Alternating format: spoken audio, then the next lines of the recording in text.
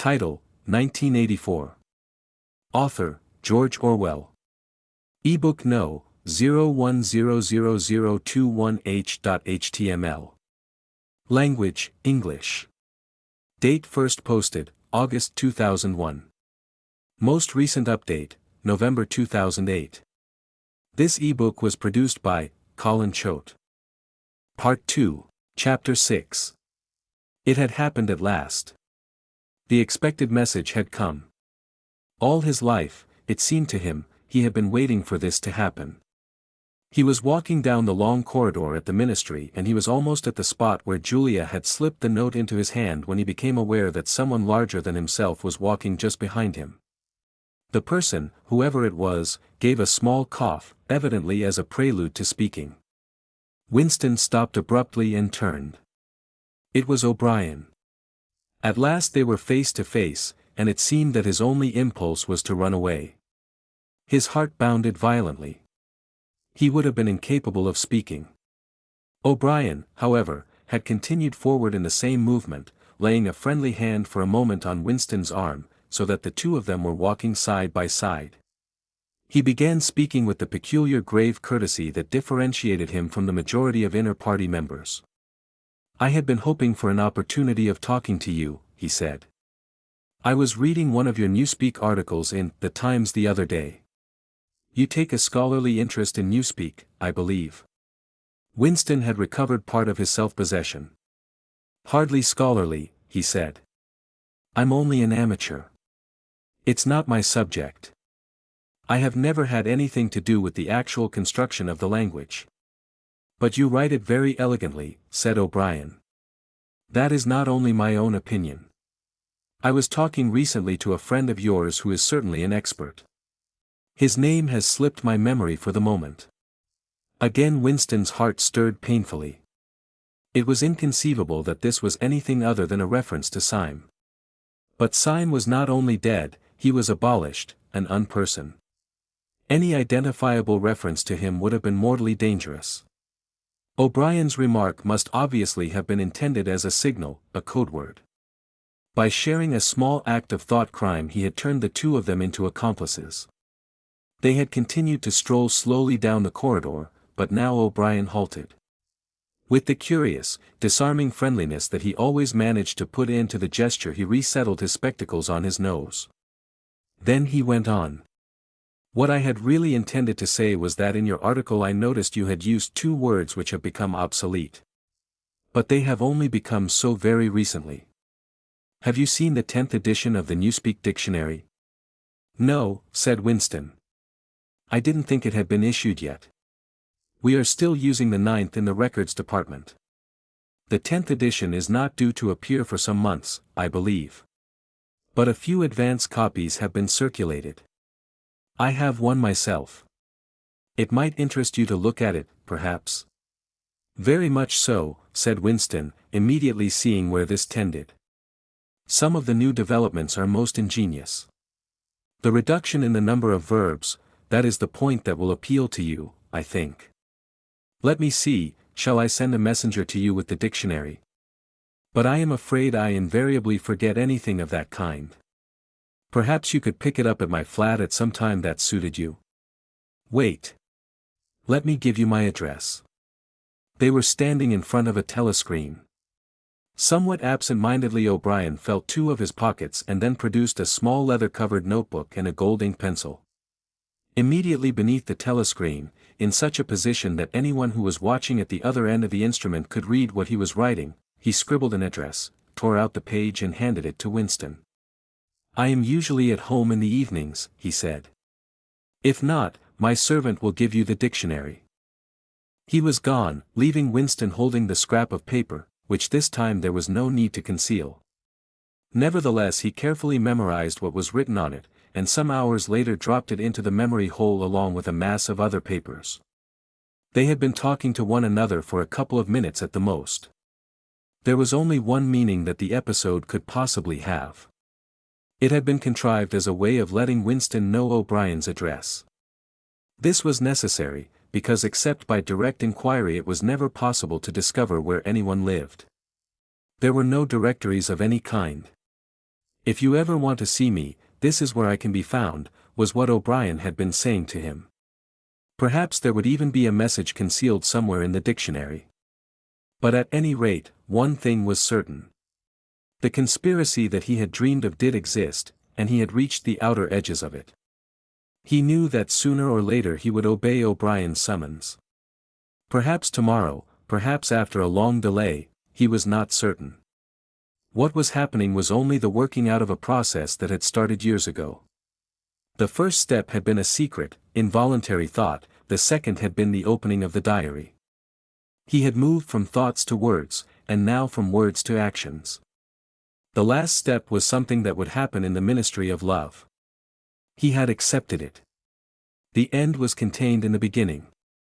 But it was frightening, or, more exactly, it was like a foretaste of death, like being a little less alive.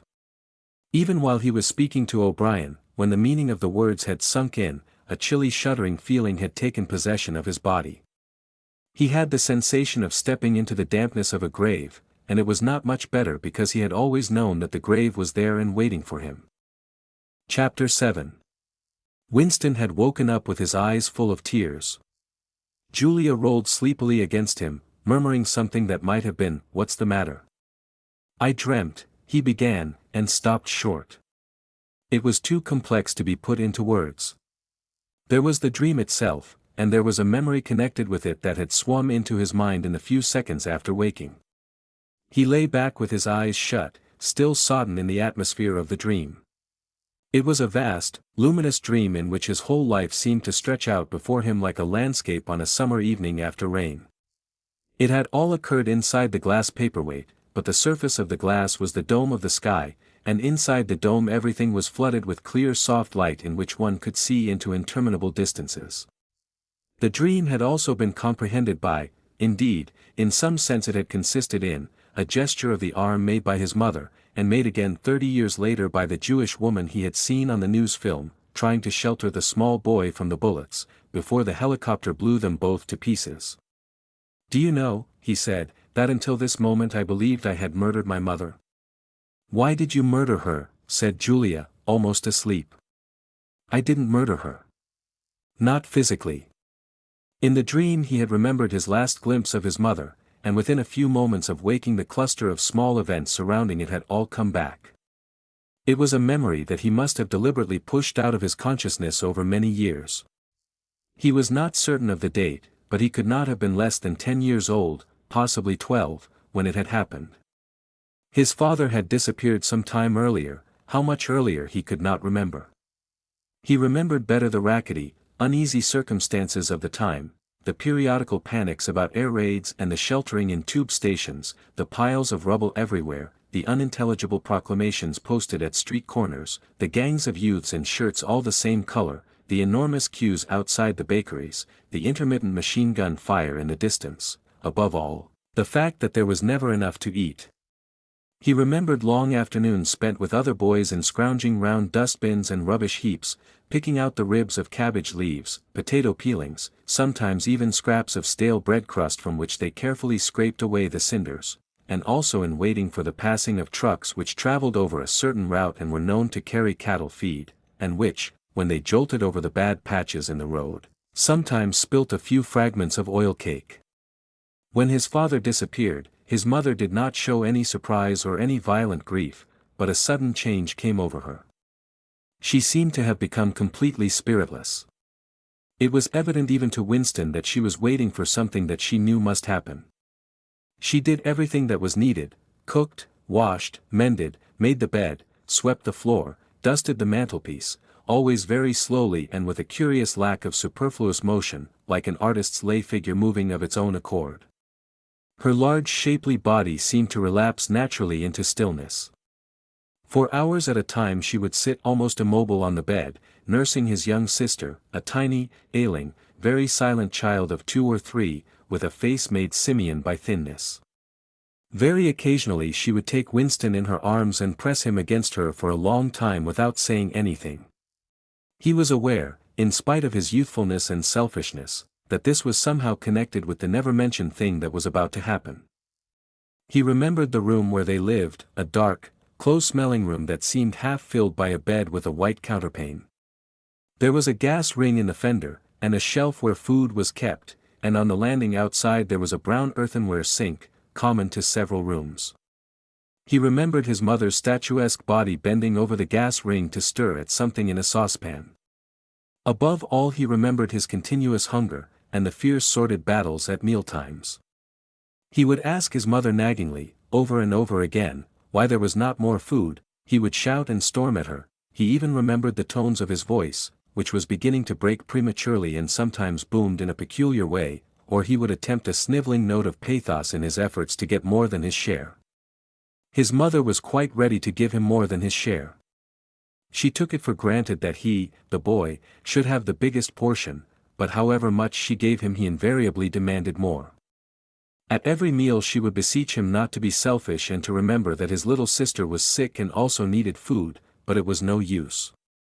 He would cry out with rage when she stopped ladling. He would try to wrench the saucepan and spoon out of her hands. He would grab bits from his sister's plate. He knew that he was starving the other two, but he could not help it. He even felt that he had a right to do it. The clamorous hunger in his belly seemed to justify him. Between meals, if his mother did not stand guard, he was constantly pilfering at the wretched store of food on the shelf. One day a chocolate ration was issued. There had been no such issue for weeks or months past. He remembered quite clearly that precious little morsel of chocolate. It was a 2-ounce slab. They still talked about ounces in those days, between the three of them. It was obvious that it ought to be divided into 3 equal parts. Suddenly, as though he were listening to somebody else, Winston heard himself demanding in a loud booming voice that he should be given the whole piece. His mother told him not to be greedy. There was a long, nagging argument that went round and round, with shouts, whines, tears, remonstrances, bargainings. His tiny sister, clinging to her mother with both hands, exactly like a baby monkey, sat looking over her shoulder at him with large, mournful eyes. In the end his mother broke off 3/4 of the chocolate and gave it to Winston, giving the other quarter to his sister. The little girl took hold of it and looked at it dully, perhaps not knowing what it was. Winston stood watching her for a moment. Then with a sudden swift spring he had snatched the piece of chocolate out of his sister's hand and was fleeing for the door. "Winston, Winston," his mother called after him. "Come back. Give your sister back her chocolate." He stopped, but did not come back. His mother's anxious eyes were fixed on his face. Even now he was thinking about the thing. He did not know what it was that was on the point of happening. His sister, conscious of having been robbed of something, had set up a feeble wail. His mother drew her arm round the child and pressed its face against her breast. Something in the gesture told him that his sister was dying. He turned and fled down the stairs, with the chocolate growing sticky in his hand. He never saw his mother again. After he had devoured the chocolate he felt somewhat ashamed of himself and hung about in the streets for several hours, until hunger drove him home. When he came back his mother had disappeared. This was already becoming normal at that time. Nothing was gone from the room except his mother and his sister. They had not taken any clothes, not even his mother's overcoat. To this day he did not know with any certainty that his mother was dead.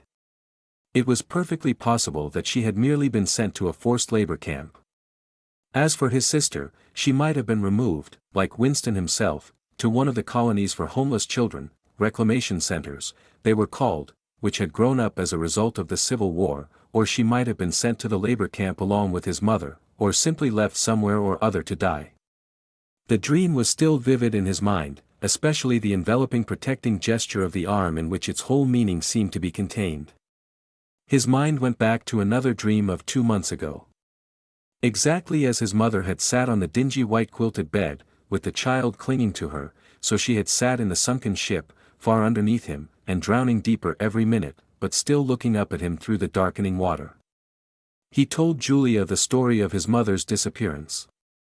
Without opening her eyes she rolled over and settled herself into a more comfortable position. "I expect you were a beastly little swine in those days," she said indistinctly. "All children are swine." "Yes. But the real point of the story." From her breathing it was evident that she was going off to sleep again. He would have liked to continue talking about his mother. He did not suppose, from what he could remember of her, that she had been an unusual woman, still less an intelligent one, and yet she had possessed a kind of nobility, a kind of purity, simply because the standards that she obeyed were private ones. Her feelings were her own, and could not be altered from outside. It would not have occurred to her that an action which is ineffectual thereby becomes meaningless. If you loved someone, you loved him, and when you had nothing else to give, you still gave him love. When the last of the chocolate was gone, his mother had clasped the child in her arms. It was no use, it changed nothing, it did not produce more chocolate, it did not avert the child's death or her own, but it seemed natural to her to do it. The refugee woman in the boat had also covered the little boy with her arm, which was no more use against the bullets than a sheet of paper. The terrible thing that the party had done was to persuade you that mere impulses, mere feelings, were of no account, while at the same time robbing you of all power over the material world. When once you were in the grip of the party, what you felt or did not feel, what you did or refrained from doing, made literally no difference.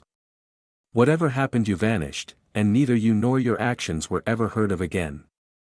You were lifted clean out of the stream of history. And yet to the people of only 2 generations ago this would not have seemed all important, because they were not attempting to alter history. They were governed by private loyalties which they did not question. What mattered were individual relationships, and a completely helpless gesture, an embrace, a tear, a word spoken to a dying man, could have value in itself. The proles, it suddenly occurred to him, had remained in this condition. They were not loyal to a party or a country or an idea, they were loyal to one another. For the first time in his life he did not despise the proles or think of them merely as an inert force which would one day spring to life and regenerate the world. The proles had stayed human. They had not become hardened inside. They had held on to the primitive emotions which he himself had to relearn by conscious effort. And in thinking this he remembered, without apparent relevance, how a few weeks ago he had seen a severed hand lying on the pavement and had kicked it into the gutter as though it had been a cabbage stalk. The proles are human beings, he said aloud. We are not human. Why not, said Julia, who had woken up again. He thought for a little while. Has it ever occurred to you, he said, that the best thing for us to do would be simply to walk out of here before it's too late, and never see each other again? Yes, dear, it has occurred to me, several times. But I'm not going to do it, all the same. We've been lucky, he said, but it can't last much longer.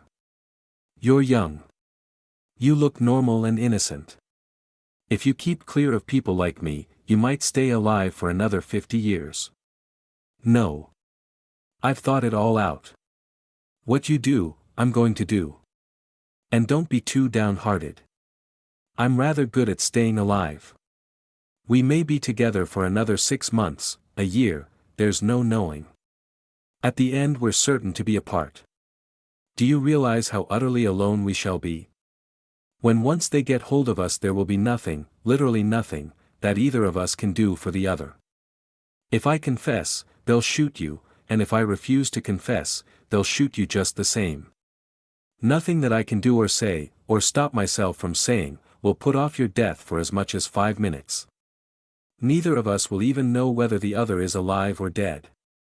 We shall be utterly without power of any kind. The one thing that matters is that we shouldn't betray one another, although even that can't make the slightest difference. If you mean confessing, she said, we shall do that, right enough. Everybody always confesses. You can't help it. They torture you. I don't mean confessing. Confession is not betrayal. What you say or do doesn't matter, only feelings matter. If they could make me stop loving you, that would be the real betrayal. She thought it over. They can't do that, she said finally. It's the one thing they can't do. They can make you say anything, but they can't make you believe it.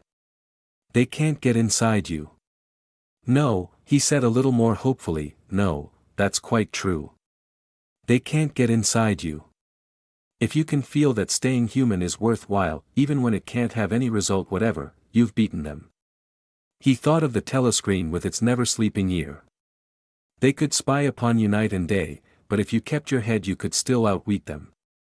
With all their cleverness they had never mastered the secret of finding out what another human being was thinking. Perhaps that was less true when you were actually in their hands. One did not know what happened inside the Ministry of Love, but it was possible to guess: tortures, drugs, delicate instruments that registered your nervous reactions, gradual wearing down by sleeplessness and solitude and persistent questioning. Facts, at any rate, could not be kept hidden. They could be tracked down by inquiry, they could be squeezed out of you by torture. But if the object was not to stay alive but to stay human, what difference did it ultimately make? They could not alter your feelings, for that matter you could not alter them yourself, even if you wanted to. They could lay bare in the utmost detail everything that you had done or said or thought, but the inner heart, whose workings were mysterious even to yourself, remained impregnable. Chapter 8. They had done it at last. The room they were standing in was long-shaped and softly lit. The telescreen was dimmed to a low murmur. The richness of the dark blue carpet gave one the impression of treading on velvet. At the far end of the room O'Brien was sitting at a table under a green-shaded lamp, with a mass of papers on either side of him. He had not bothered to look up when the servant showed Julia and Winston in. Winston's heart was thumping so hard that he doubted whether he would be able to speak. They had done it at last, was all he could think. It had been a rash act to come here at all, and sheer folly to arrive together, though it was true that they had come by different routes and only met on O'Brien's doorstep. But merely to walk into such a place needed an effort of the nerve.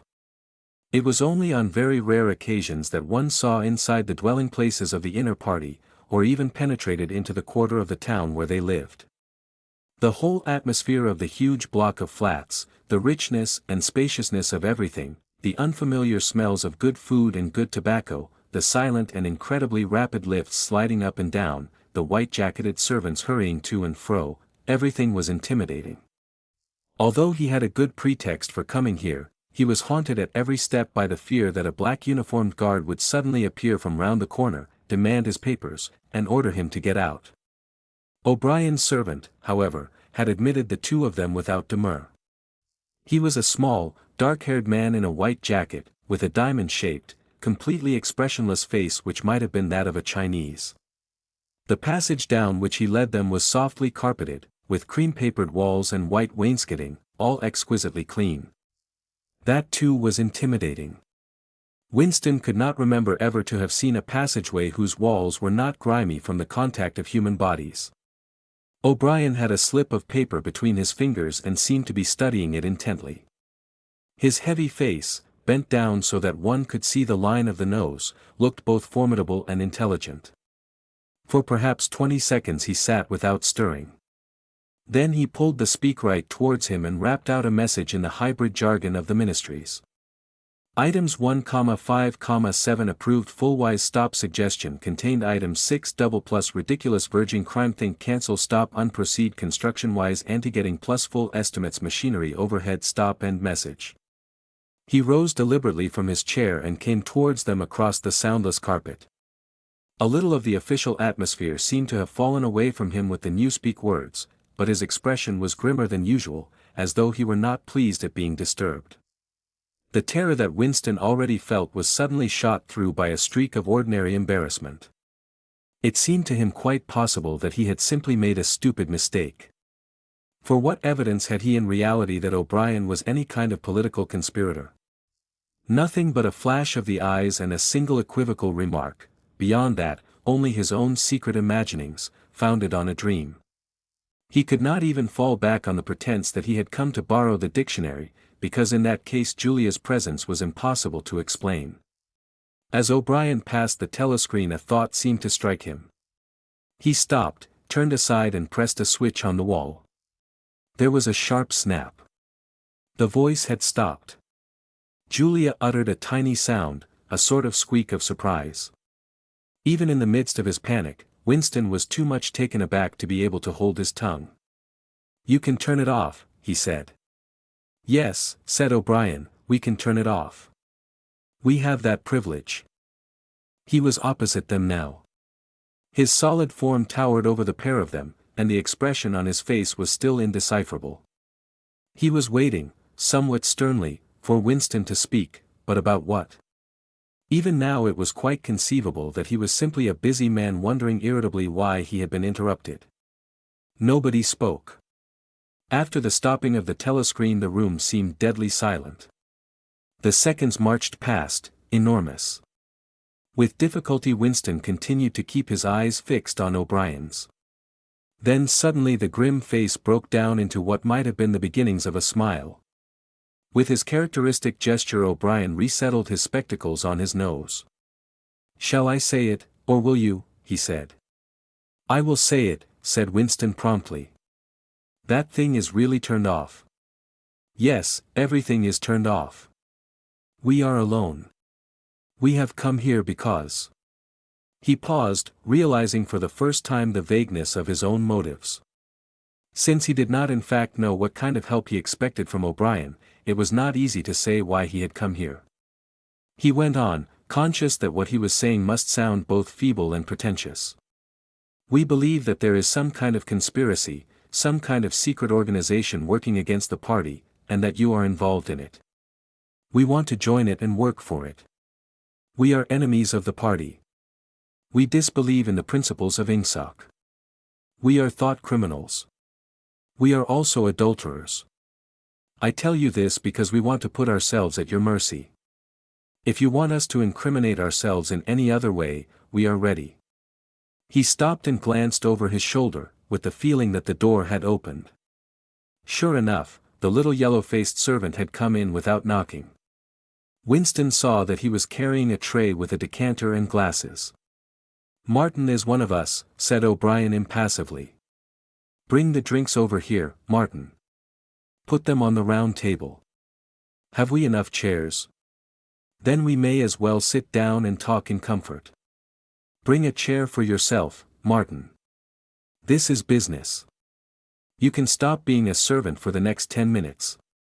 The little man sat down, quite at his ease, and yet still with a servant-like air, the air of a valet enjoying a privilege. Winston regarded him out of the corner of his eye. It struck him that the man's whole life was playing a part, and that he felt it to be dangerous to drop his assumed personality even for a moment. O'Brien took the decanter by the neck and filled up the glasses with a dark red liquid. It aroused in Winston dim memories of something seen long ago on a wall or a hoarding, a vast bottle composed of electric lights which seemed to move up and down and pour its contents into a glass. Seen from the top the stuff looked almost black, but in the decanter it gleamed like a ruby. It had a sour-sweet smell. He saw Julia pick up her glass and sniff at it with frank curiosity. "It is called wine," said O'Brien with a faint smile. "You will have read about it in books, no doubt. Not much of it gets to the outer party, I am afraid." His face grew solemn again, and he raised his glass. "I think it is fitting that we should begin by drinking a health. To our leader, to Emmanuel Goldstein." Winston took up his glass with a certain eagerness. Wine was a thing he had read and dreamed about. Like the glass paperweight or Mr. Charrington's half-remembered rhymes, it belonged to the vanished, romantic past, the olden time as he liked to call it in his secret thoughts. For some reason he had always thought of wine as having an intensely sweet taste, like that of blackberry jam, and an immediate intoxicating effect. Actually, when he came to swallow it, the stuff was distinctly disappointing. The truth was that after years of gin drinking he could barely taste it. He set down the empty glass. "Then there is such a person as Goldstein," he said. "Yes, there is such a person, and he is alive. Where, I do not know. And the conspiracy, the organization? Is it real? It is not simply an invention of the thought police. No, it is real. The Brotherhood, we call it. You will never learn much more about the Brotherhood than that it exists and that you belong to it. I will come back to that presently." He looked at his wristwatch. "It is unwise even for members of the inner party to turn off the telescreen for more than half an hour. You ought not to have come here together, and you will have to leave separately. You, comrade," he bowed his head to Julia, will leave first. We have about 20 minutes at our disposal. You will understand that I must start by asking you certain questions. In general terms, what are you prepared to do? Anything that we are capable of, said Winston. O'Brien had turned himself a little in his chair so that he was facing Winston. He almost ignored Julia, seeming to take it for granted that Winston could speak for her. For a moment the lids flitted down over his eyes. He began asking his questions in a low, expressionless voice, as though this were a routine, a sort of catechism, most of whose answers were known to him already. You are prepared to give your lives? Yes. You are prepared to commit murder? Yes. To commit acts of sabotage which may cause the death of hundreds of innocent people? Yes. To betray your country to foreign powers? Yes. You are prepared to cheat, to forge, to blackmail, to corrupt the minds of children, to distribute habit-forming drugs, to encourage prostitution, to disseminate venereal diseases, to do anything which is likely to cause demoralization and weaken the power of the party? Yes. If, for example, it would somehow serve our interests to throw sulfuric acid in a child's face, are you prepared to do that? Yes. You are prepared to lose your identity and live out the rest of your life as a waiter or a dock worker? Yes. You are prepared to commit suicide, if and when we order you to do so? Yes. You are prepared, the two of you, to separate and never see one another again? No, broke in Julia. It appeared to Winston that a long time passed before he answered. For a moment he seemed even to have been deprived of the power of speech. His tongue worked soundlessly, forming the opening syllables first of one word, then of the other, over and over again. Until he had said it, he did not know which word he was going to say. No, he said finally. You did well to tell me, said O'Brien. It is necessary for us to know everything. He turned himself toward Julia and added in a voice with somewhat more expression in it.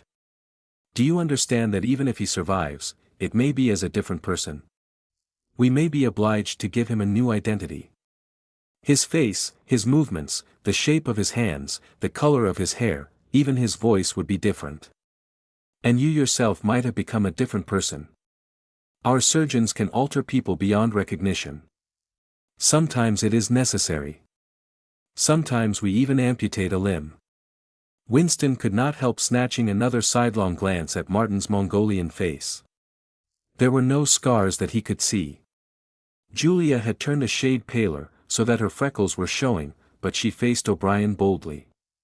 She murmured something that seemed to be assent. Good. Then that is settled. There was a silver box of cigarettes on the table.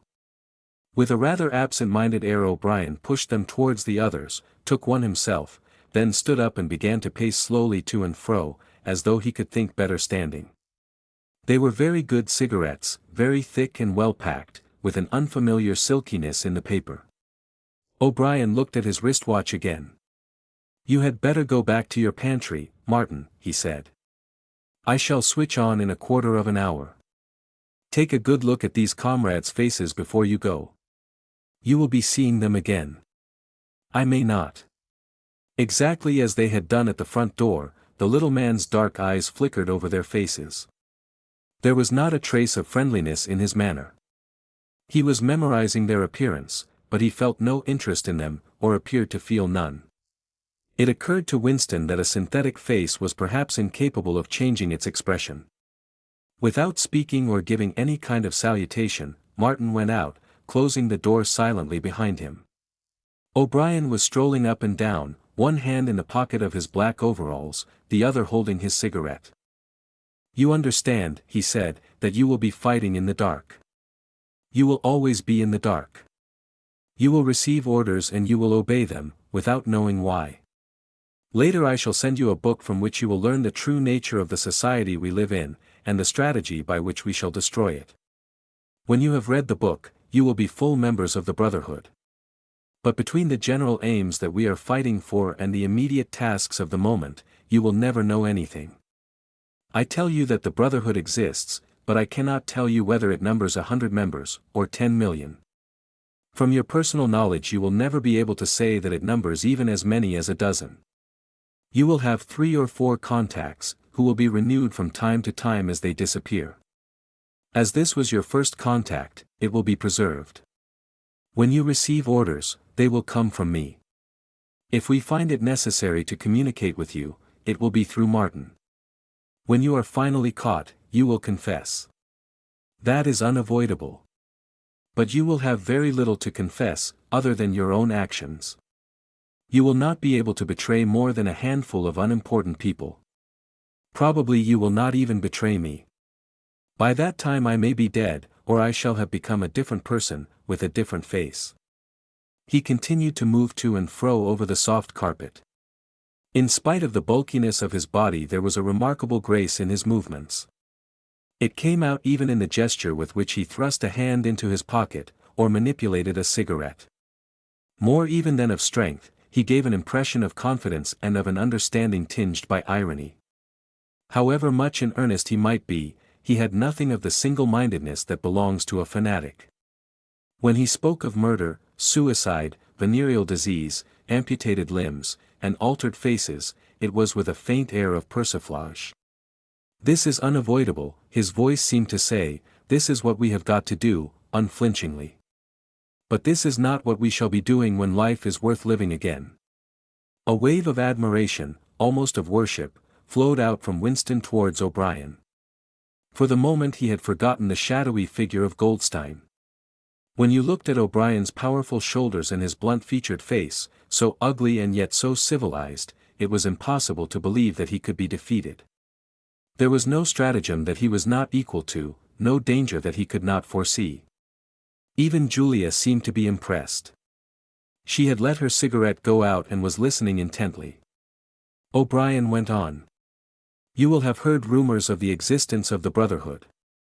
No doubt you have formed your own picture of it. You have imagined, probably, a huge underworld of conspirators, meeting secretly in cellars, scribbling messages on walls, recognizing one another by code words or by special movements of the hand. Nothing of the kind exists. The members of the Brotherhood have no way of recognizing one another, and it is impossible for any one member to be aware of the identity of more than a few others. Goldstein himself, if he fell into the hands of the thought police, could not give them a complete list of members, or any information that would lead them to a complete list. No such list exists. The Brotherhood cannot be wiped out because it is not an organization in the ordinary sense. Nothing holds it together except an idea which is indestructible. You will never have anything to sustain you, except the idea. You will get no comradeship and no encouragement. When finally you are caught, you will get no help. We never help our members. At most, when it is absolutely necessary that someone should be silenced, we are occasionally able to smuggle a razor blade into a prisoner's cell. You will have to get used to living without results and without hope. You will work for a while, you will be caught, you will confess, and then you will die. Those are the only results that you will ever see. There is no possibility that any perceptible change will happen within our own lifetime. We are the dead. Our only true life is in the future. We shall take part in it as handfuls of dust and splinters of bone. But how far away that future may be, there is no knowing. It might be 1,000 years. At present nothing is possible except to extend the area of sanity little by little. We cannot act collectively. We can only spread our knowledge outwards from individual to individual, generation after generation. In the face of the thought police there is no other way. He halted and looked for the 3rd time at his wristwatch. It is almost time for you to leave, comrade, he said to Julia. Wait. The decanter is still half full. He filled the glasses and raised his own glass by the stem. What shall it be this time, he said, still with the same faint suggestion of irony. To the confusion of the thought police? To the death of Big Brother? To humanity? To the future? To the past, said Winston. The past is more important, agreed O'Brien gravely. They emptied their glasses, and a moment later Julia stood up to go. O'Brien took a small box from the top of a cabinet and handed her a flat white tablet which he told her to place on her tongue. It was important, he said, not to go out smelling of wine. The lift attendants were very observant. As soon as the door had shut behind her he appeared to forget her existence. He took another pace or two up and down, then stopped. "There are details to be settled," he said. "I assume that you have a hiding place of some kind." Winston explained about the room over Mr. Charrington's shop. "That will do for the moment. Later we will arrange something else for you. It is important to change one's hiding place frequently. Meanwhile I shall send you a copy of the book." Even O'Brien, Winston noticed, seemed to pronounce the words as though they were in italics. "Goldstein's book, you understand, as soon as possible. It may be some days before I can get hold of one. There are not many in existence, as you can imagine. The thought police hunt them down and destroy them almost as fast as we can produce them. It makes very little difference. The book is indestructible. If the last copy were gone, we could reproduce it almost word for word. Do you carry a briefcase to work with you?" he added. "As a rule, yes." "What is it like?" "Black, very shabby. With 2 straps." "Black, 2 straps, very shabby, good. One day in the fairly near future, I cannot give a date, one of the messages among your morning's work will contain a misprinted word, and you will have to ask for a repeat. On the following day you will go to work without your briefcase. At some time during the day, in the street, a man will touch you on the arm and say, 'I think you have dropped your briefcase.' The one he gives you will contain a copy of Goldstein's book. You will return it within 14 days. They were silent for a moment. "There are a couple of minutes before you need go," said O'Brien. "We shall meet again, if we do meet again." Winston looked up at him. "In the place where there is no darkness," he said hesitantly. O'Brien nodded without appearance of surprise. "In the place where there is no darkness," he said, as though he had recognized the allusion. "And in the meantime, is there anything that you wish to say before you leave? Any message? Any question?" Winston thought. There did not seem to be any further question that he wanted to ask, still less did he feel any impulse to utter high-sounding generalities. Instead of anything directly connected with O'Brien or the Brotherhood, there came into his mind a sort of composite picture of the dark bedroom where his mother had spent her last days, and the little room over Mr. Charrington's shop, and the glass paperweight, and the steel engraving in its rosewood frame. Almost at random he said, "Did you ever happen to hear an old rhyme that begins, 'Oranges and lemons, say the bells of St. Clement's'?" Again O'Brien nodded. With a sort of grave courtesy he completed the stanza.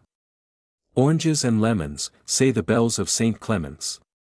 You owe me 3 farthings, say the bells of St. Martin's. When will you pay me? Say the bells of Old Bailey.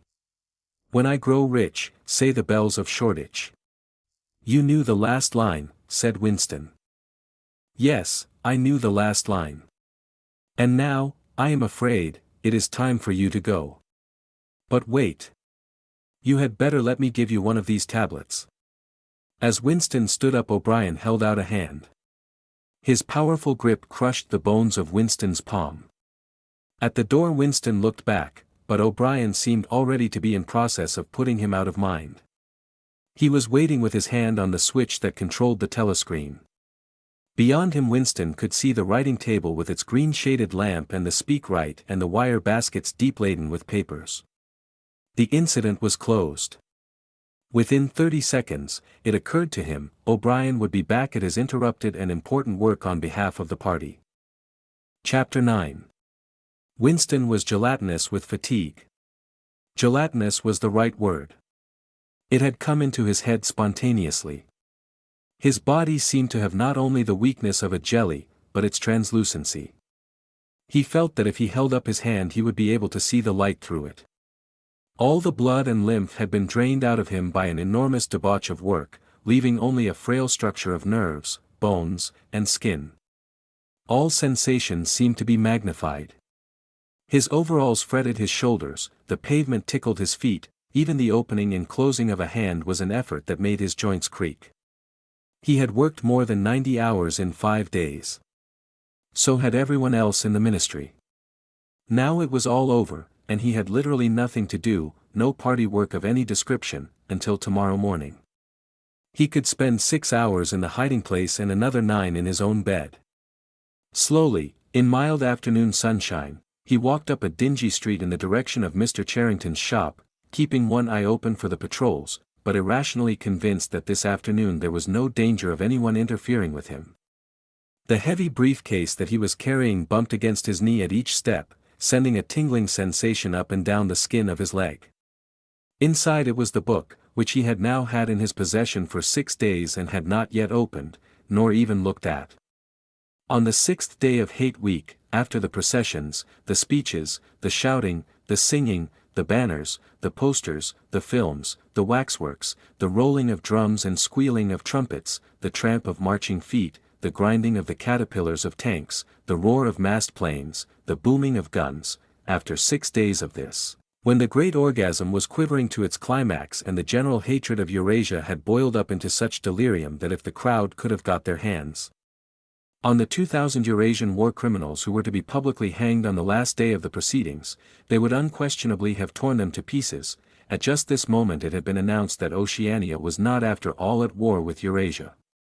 Oceania was at war with East Asia. Eurasia was an ally. There was, of course, no admission that any change had taken place. Merely it became known, with extreme suddenness and everywhere at once, that East Asia and not Eurasia was the enemy.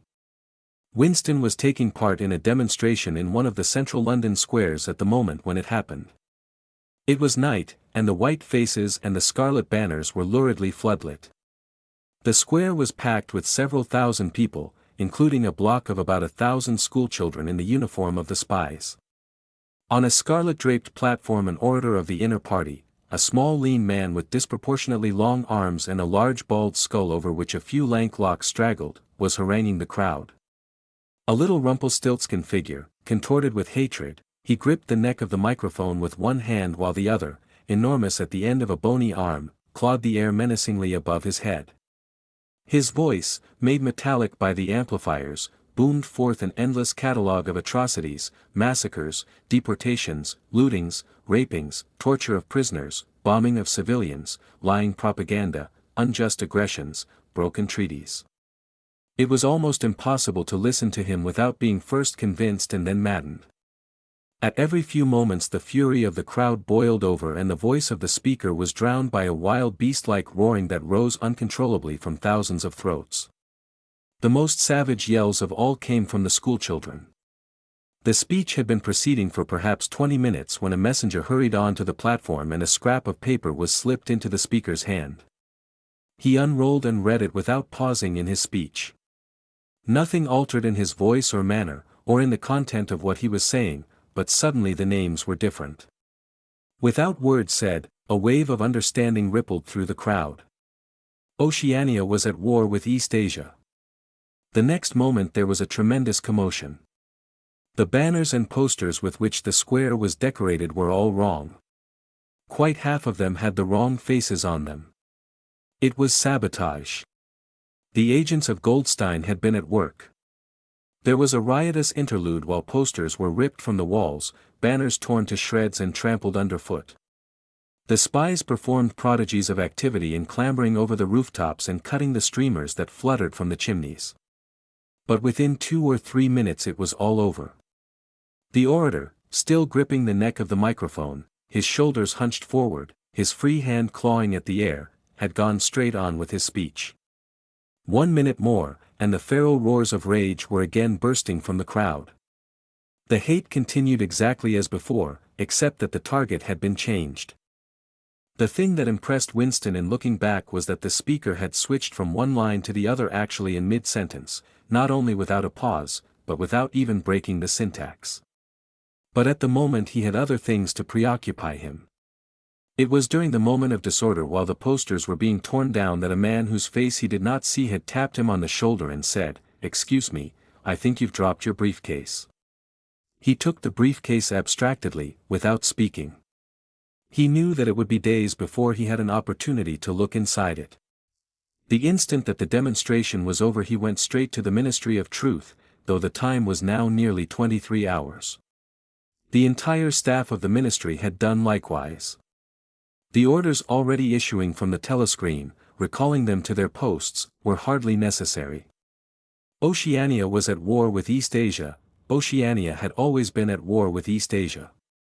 A large part of the political literature of 5 years was now completely obsolete. Reports and records of all kinds, newspapers, books, pamphlets, films, soundtracks, photographs, all had to be rectified at lightning speed. Although no directive was ever issued, it was known that the chiefs of the department intended that within 1 week no reference to the war with Eurasia, or the alliance with East Asia, should remain in existence anywhere. The work was overwhelming, all the more so because the processes that it involved could not be called by their true names. Everyone in the records department worked 18 hours in the 24, with 2 3-hour snatches of sleep. Mattresses were brought up from the cellars and pitched all over the corridors. Meals consisted of sandwiches and Victory coffee wheeled round on trolleys by attendants from the canteen. Each time that Winston broke off for one of his spells of sleep he tried to leave his desk clear of work, and each time that he crawled back sticky-eyed and aching, it was to find that another shower of paper cylinders had covered the desk like a snowdrift, half burying the speakwrite and overflowing onto the floor, so that the first job was always to stack them into a neat enough pile to give him room to work. What was worst of all was that the work was by no means purely mechanical. Often it was enough merely to substitute one name for another, but any detailed report of events demanded care and imagination. Even the geographical knowledge that one needed in transferring the war from one part of the world to another was considerable. By the 3rd day his eyes ached unbearably and his spectacles needed wiping every few minutes. It was like struggling with some crushing physical task, something which one had the right to refuse and which one was nevertheless neurotically anxious to accomplish. In so far as he had time to remember it, he was not troubled by the fact that every word he murmured into the speakwrite, every stroke of his ink pencil, was a deliberate lie. He was as anxious as anyone else in the department that the forgery should be perfect. On the morning of the 6th day the dribble of cylinders slowed down. For as much as half an hour nothing came out of the tube, then one more cylinder, then nothing. Everywhere at about the same time the work was easing off. A deep and as it were secret sigh went through the department. A mighty deed, which could never be mentioned, had been achieved. It was now impossible for any human being to prove by documentary evidence that the war with Eurasia had ever happened. At 1200 it was unexpectedly announced that all workers in the ministry were free till tomorrow morning. Winston, still carrying the briefcase containing the book, which had remained between his feet while he worked and under his body while he slept, went home, shaved himself, and almost fell asleep in his bath, although the water was barely more than tepid. With a sort of voluptuous creaking in his joints he climbed the stair above Mr. Charrington's shop. He was tired, but not sleepy any longer. He opened the window, lit the dirty little oil stove and put on a pan of water for coffee. Julia would arrive presently, meanwhile there was the book. He sat down in the sluttish armchair and undid the straps of the briefcase.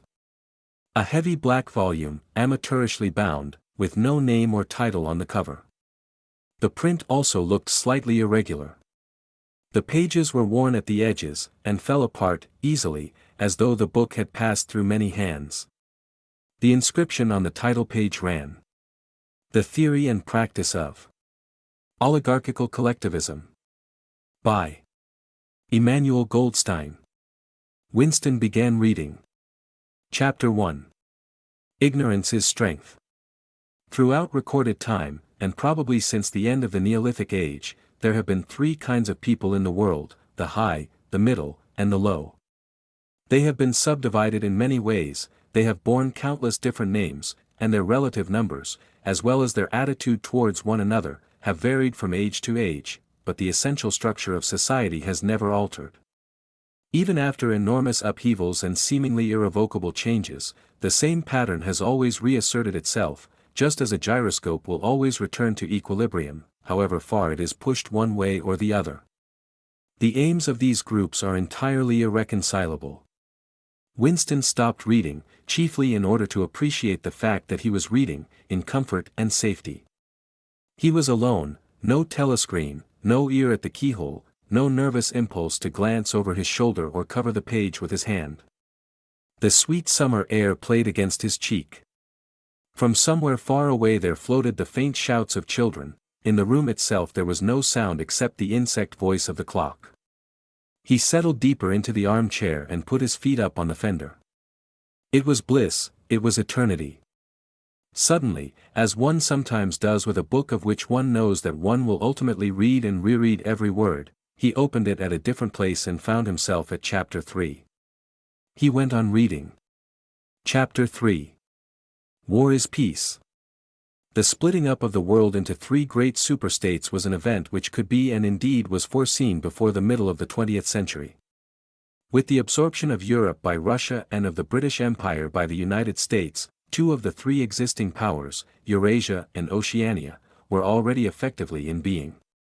The third, East Asia, only emerged as a distinct unit after another decade of confused fighting. The frontiers between the three superstates are in some places arbitrary, and in others they fluctuate according to the fortunes of war, but in general they follow geographical lines. Eurasia comprises the whole of the northern part of the European and Asiatic landmass, from Portugal to the Bering Strait. Oceania comprises the Americas, the Atlantic Islands including the British Isles, Australasia, and the southern portion of Africa. East Asia, smaller than the others and with a less definite western frontier, comprises China and the countries to the south of it, the Japanese islands and a large but fluctuating portion of Manchuria, Mongolia, and Tibet. In one combination or another, these three superstates are permanently at war, and have been so for the past 25 years. War, however, is no longer the desperate, annihilating struggle that it was in the early decades of the 20th century. It is a warfare of limited aims between combatants who are unable to destroy one another, have no material cause for fighting and are not divided by any genuine ideological difference. This is not to say that either the conduct of war, or the prevailing attitude towards it, has become less bloodthirsty or more chivalrous.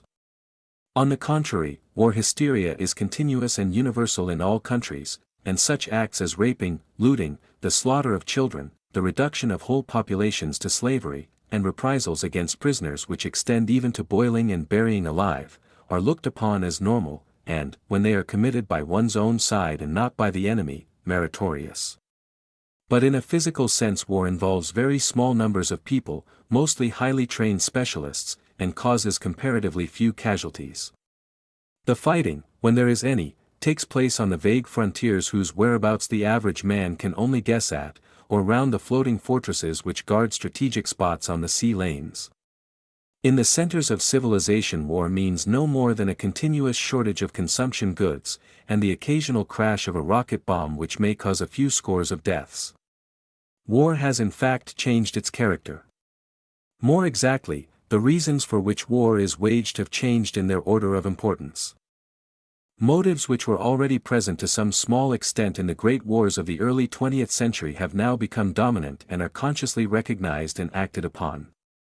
To understand the nature of the present war, for in spite of the regrouping which occurs every few years, it is always the same war, one must realize in the first place that it is impossible for it to be decisive.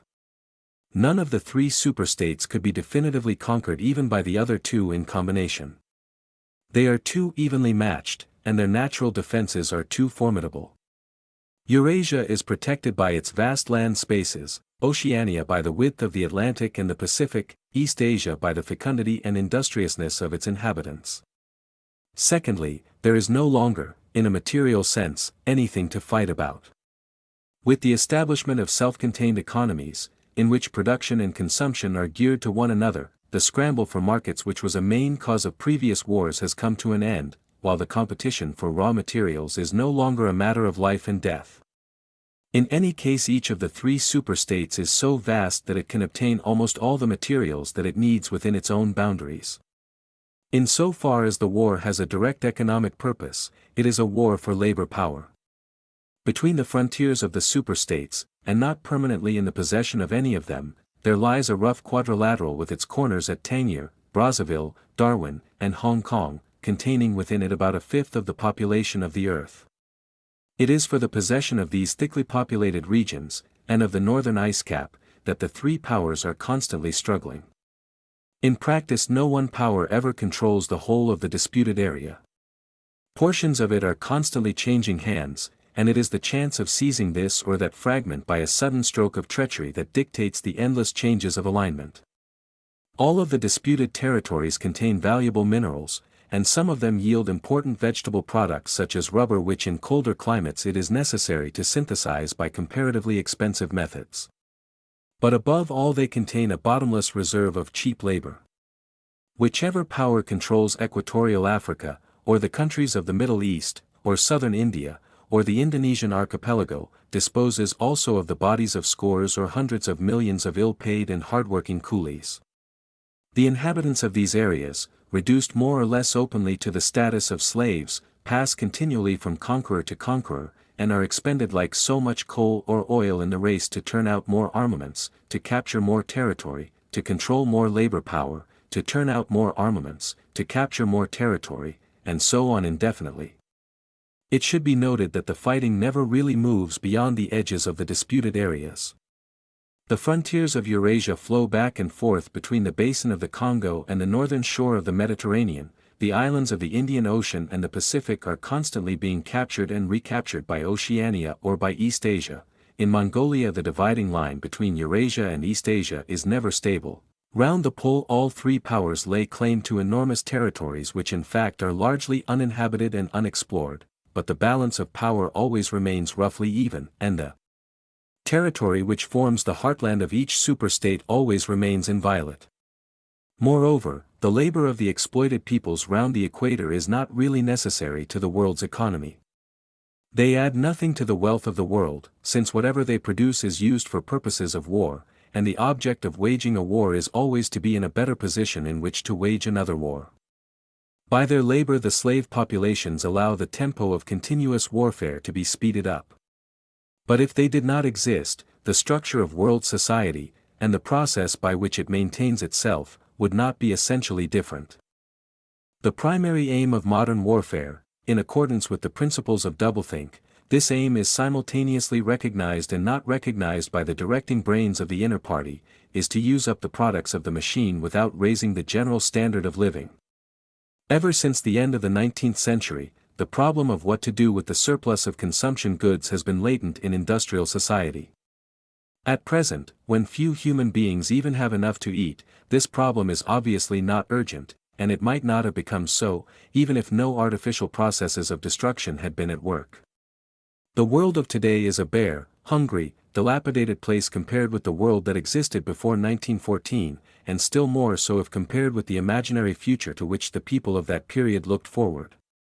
In the early 20th century, the vision of a future society unbelievably rich, leisured, orderly, and efficient, a glittering antiseptic world of glass and steel and snow-white concrete, was part of the consciousness of nearly every literate person.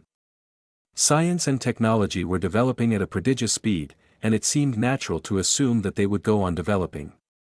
This failed to happen, partly because of the impoverishment caused by a long series of wars and revolutions, partly because scientific and technical progress depended on the empirical habit of thought, which could not survive in a strictly regimented society.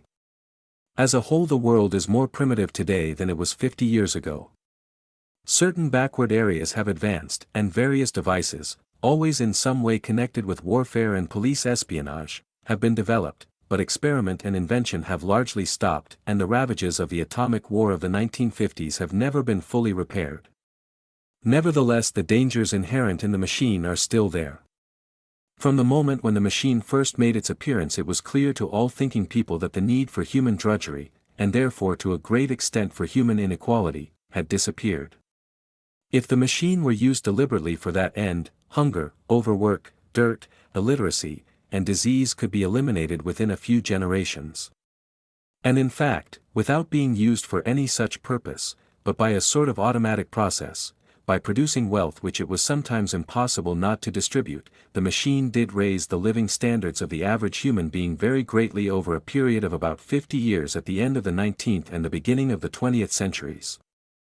But it was also clear that an all-round increase in wealth threatened the destruction, indeed, in some sense was the destruction, of a hierarchical society. In a world in which everyone worked short hours, had enough to eat, lived in a house with a bathroom and a refrigerator, and possessed a motor car or even an aeroplane, the most obvious and perhaps the most important form of inequality would already have disappeared. If it once became general, wealth would confer no distinction. It was possible, no doubt, to imagine a society in which wealth, in the sense of personal possessions and luxuries, should be evenly distributed, while power remained in the hands of a small privileged caste. But in practice such a society could not long remain stable. For if leisure and security were enjoyed by all alike, the great mass of human beings who are normally stupefied by poverty would become literate and would learn to think for themselves, and when once they had done this, they would sooner or later realize that the privileged minority had no function, and they would sweep it away. In the long run, a hierarchical society was only possible on a basis of poverty and ignorance. To return to the agricultural past, as some thinkers about the beginning of the 20th century dreamed of doing, was not a practicable solution.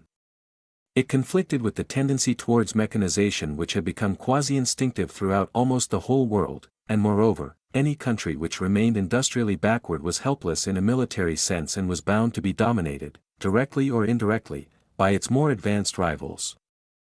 Nor was it a satisfactory solution to keep the masses in poverty by restricting the output of goods. This happened to a great extent during the final phase of capitalism, roughly between 1920 and 1940. The economy of many countries was allowed to stagnate, land went out of cultivation, capital equipment was not added to, great blocks of the population were prevented from working and kept half alive by state charity.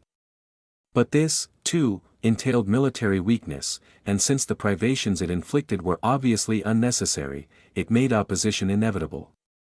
The problem was how to keep the wheels of industry turning without increasing the real wealth of the world. Goods must be produced, but they must not be distributed. And in practice the only way of achieving this was by continuous warfare. The essential act of war is destruction, not necessarily of human lives, but of the products of human labor. War is a way of shattering to pieces, or pouring into the stratosphere, or sinking in the depths of the sea, materials which might otherwise be used to make the masses too comfortable, and hence, in the long run, too intelligent. Even when weapons of war are not actually destroyed, their manufacture is still a convenient way of expending labor power without producing anything that can be consumed. A floating fortress, for example, has locked up in it the labor that would build several hundred cargo ships. Ultimately it is scrapped as obsolete, never having brought any material benefit to anybody, and with further enormous labors another floating fortress is built.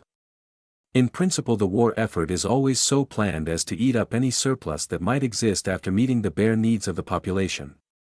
In practice the needs of the population are always underestimated, with the result that there is a chronic shortage of half the necessities of life, but this is looked on as an advantage.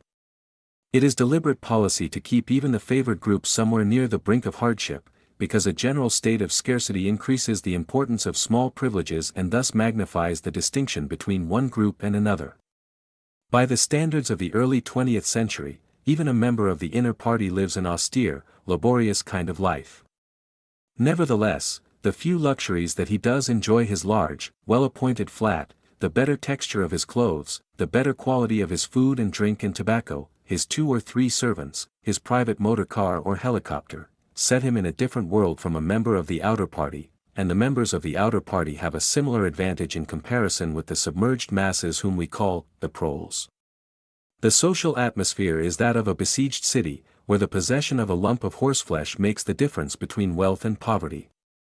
And at the same time the consciousness of being at war, and therefore in danger, makes the handing over of all power to a small caste seem the natural, unavoidable condition of survival. War, it will be seen, accomplishes the necessary destruction, but accomplishes it in a psychologically acceptable way. In principle it would be quite simple to waste the surplus labor of the world by building temples and pyramids, by digging holes and filling them up again, or even by producing vast quantities of goods and then setting fire to them. But this would provide only the economic and not the emotional basis for a hierarchical society. What is concerned here is not the morale of masses, whose attitude is unimportant so long as they are kept steadily at work, but the morale of the party itself. Even the humblest party member is expected to be competent, industrious, and even intelligent within narrow limits, but it is also necessary that he should be a credulous and ignorant fanatic whose prevailing moods are fear, hatred, adulation, and orgiastic triumph. In other words, it is necessary that he should have the mentality appropriate to a state of war. It does not matter whether the war is actually happening, and, since no decisive victory is possible, it does not matter whether the war is going well or badly. All that is needed is that a state of war should exist. The splitting of the intelligence which the party requires of its members, and which is more easily achieved in an atmosphere of war, is now almost universal, but the higher up the ranks one goes, the more marked it becomes. It is precisely in the inner party that war hysteria and hatred of the enemy are strongest. In his capacity as an administrator, it is often necessary for a member of the inner party to know that this or that item of war news is untruthful, and he may often be aware that the entire war is spurious and is either not happening or is being waged for purposes quite other than the declared ones, but such knowledge is easily neutralized by the technique of doublethink. Meanwhile, no inner party member wavers for an instant in his mystical belief that the war is real, and that it is bound to end victoriously, with Oceania the undisputed master of the entire world. All members of the inner party believe in this coming conquest as an article of faith. It is to be achieved either by gradually acquiring more and more territory and so building up an overwhelming preponderance of power, or by the discovery of some new and unanswerable weapon. The search for new weapons continues unceasingly, and is one of the very few remaining activities in which the inventive or speculative type of mind can find any outlet. In Oceania at the present day, science, in the old sense, has almost ceased to exist. In newspeak there is no word for science. The empirical method of thought, on which all the scientific achievements of the past were founded, is opposed to the most fundamental principles of Ingsoc. And even technological progress only happens when its products can in some way be used for the diminution of human liberty. In all the useful arts the world is either standing still or going backwards. The fields are cultivated with horse plows while books are written by machinery. But in matters of vital importance, meaning, in effect, war and police espionage, the empirical approach is still encouraged, or at least tolerated. The two aims of the party are to conquer the whole surface of the earth and to extinguish once and for all the possibility of independent thought. There are therefore two great problems which the party is concerned to solve. One is how to discover, against his will, what another human being is thinking, and the other is how to kill several 100 million people in a few seconds without giving warning beforehand. In so far as scientific research still continues, this is its subject matter. The scientist of today is either a mixture of psychologist and inquisitor, studying with real ordinary minuteness the meaning of facial expressions, gestures, and tones of voice, and testing the truth-producing effects of drugs, shock therapy, hypnosis, and physical torture, or he is chemist, physicist, or biologist concerned only with such branches of his special subject as are relevant to the taking of life.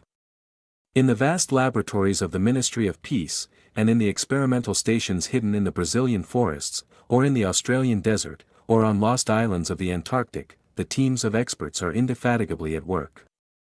Some are concerned simply with planning the logistics of future wars, others devise larger and larger rocket bombs, more and more powerful explosives, and more impenetrable armor plating.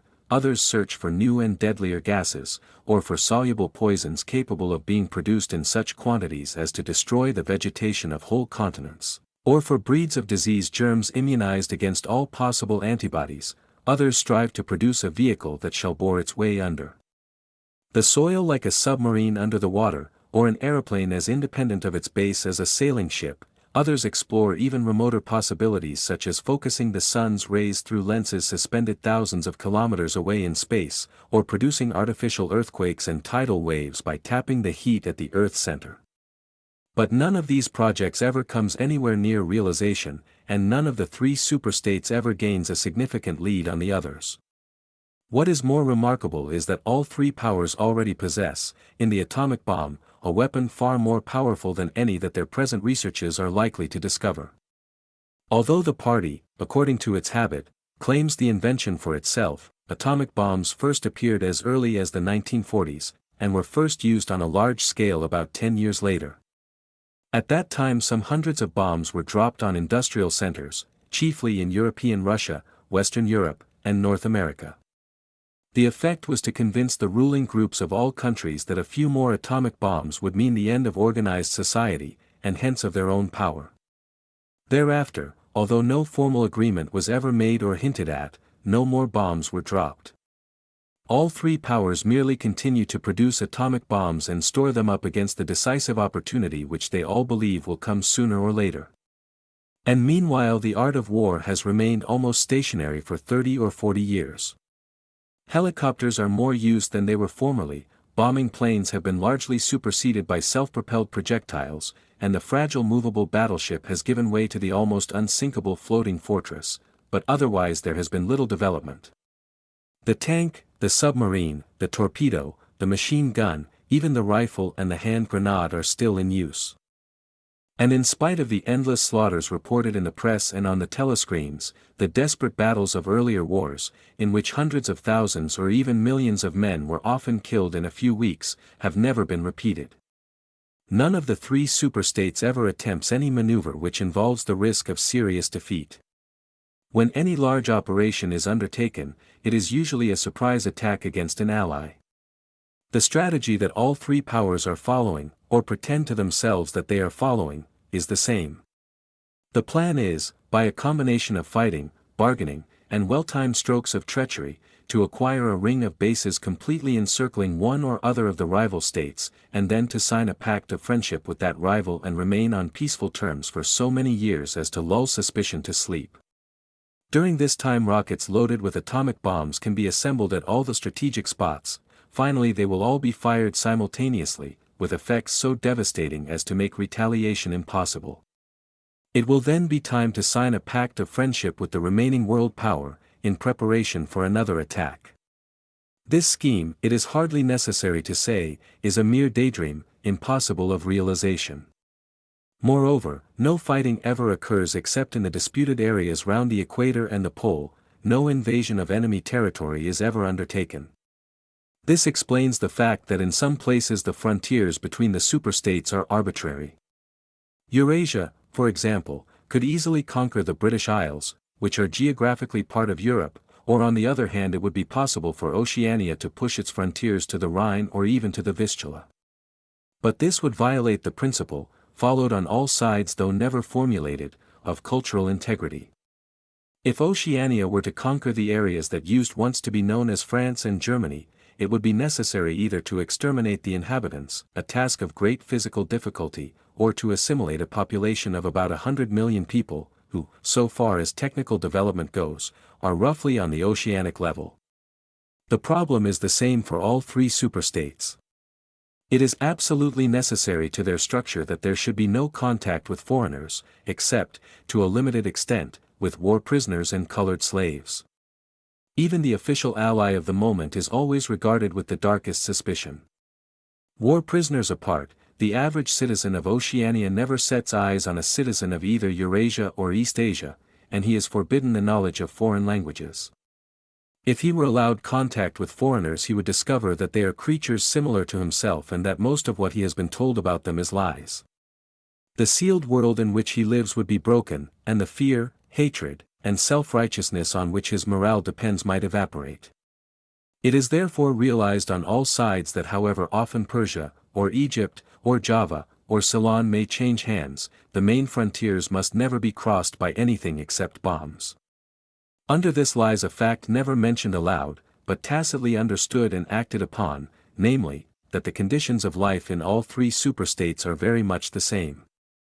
In Oceania the prevailing philosophy is called Ingsoc, in Eurasia it is called Neo-Bolshevism, and in East Asia it is called by a Chinese name usually translated as death worship, but perhaps better rendered as obliteration of the self. The citizen of Oceania is not allowed to know anything of the tenets of the other two philosophies, but he is taught to execrate them as barbarous outrages upon morality and common sense. Actually the three philosophies are barely distinguishable, and the social systems which they support are not distinguishable at all. Everywhere there is the same pyramidal structure, the same worship of semi-divine leader, the same economy existing by and for continuous warfare. It follows that the three superstates not only cannot conquer one another, but would gain no advantage by doing so. On the contrary, so long as they remain in conflict they prop one another up, like three sheaves of corn. And, as usual, the ruling groups of all three powers are simultaneously aware and unaware of what they are doing. Their lives are dedicated to world conquest, but they also know that it is necessary that the war should continue everlastingly and without victory. Meanwhile, the fact that there is no danger of conquest makes possible the denial of reality, which is the special feature of Ingsoc and its rival systems of thought. Here it is necessary to repeat what has been said earlier, that by becoming continuous war has fundamentally changed its character. In past ages, a war, almost by definition, was something that sooner or later came to an end, usually in unmistakable victory or defeat. In the past, also, war was one of the main instruments by which human societies were kept in touch with physical reality. All rulers in all ages have tried to impose a false view of the world upon their followers, but they could not afford to encourage any illusion that tended to impair military efficiency. So long as defeat meant the loss of independence, or some other result generally held to be undesirable, the precautions against defeat had to be serious. Physical facts could not be ignored. In philosophy, or religion, or ethics, or politics, 2 and 2 might make 5, but when one was designing a gun or an aeroplane they had to make 4. Inefficient nations were always conquered sooner or later, and the struggle for efficiency was inimical to illusions. Moreover, to be efficient it was necessary to be able to learn from the past, which meant having a fairly accurate idea of what had happened in the past. Newspapers and history books were, of course, always colored and biased, but falsification of the kind that is practiced today would have been impossible. War was a sure safeguard of sanity, and so far as the ruling classes were concerned it was probably the most important of all safeguards. While wars could be won or lost, no ruling class could be completely irresponsible. But when war becomes literally continuous, it also ceases to be dangerous. When war is continuous there is no such thing as military necessity. Technical progress can cease and the most palpable facts can be denied or disregarded. As we have seen, researches that could be called scientific are still carried out for the purposes of war, but they are essentially a kind of daydreaming, and their failure to show results is not important. Efficiency, even military efficiency, is no longer needed. Nothing is efficient in Oceania except the thought police. Since each of the three superstates is unconquerable, each is in effect a separate universe within which almost any perversion of thought can be safely practiced.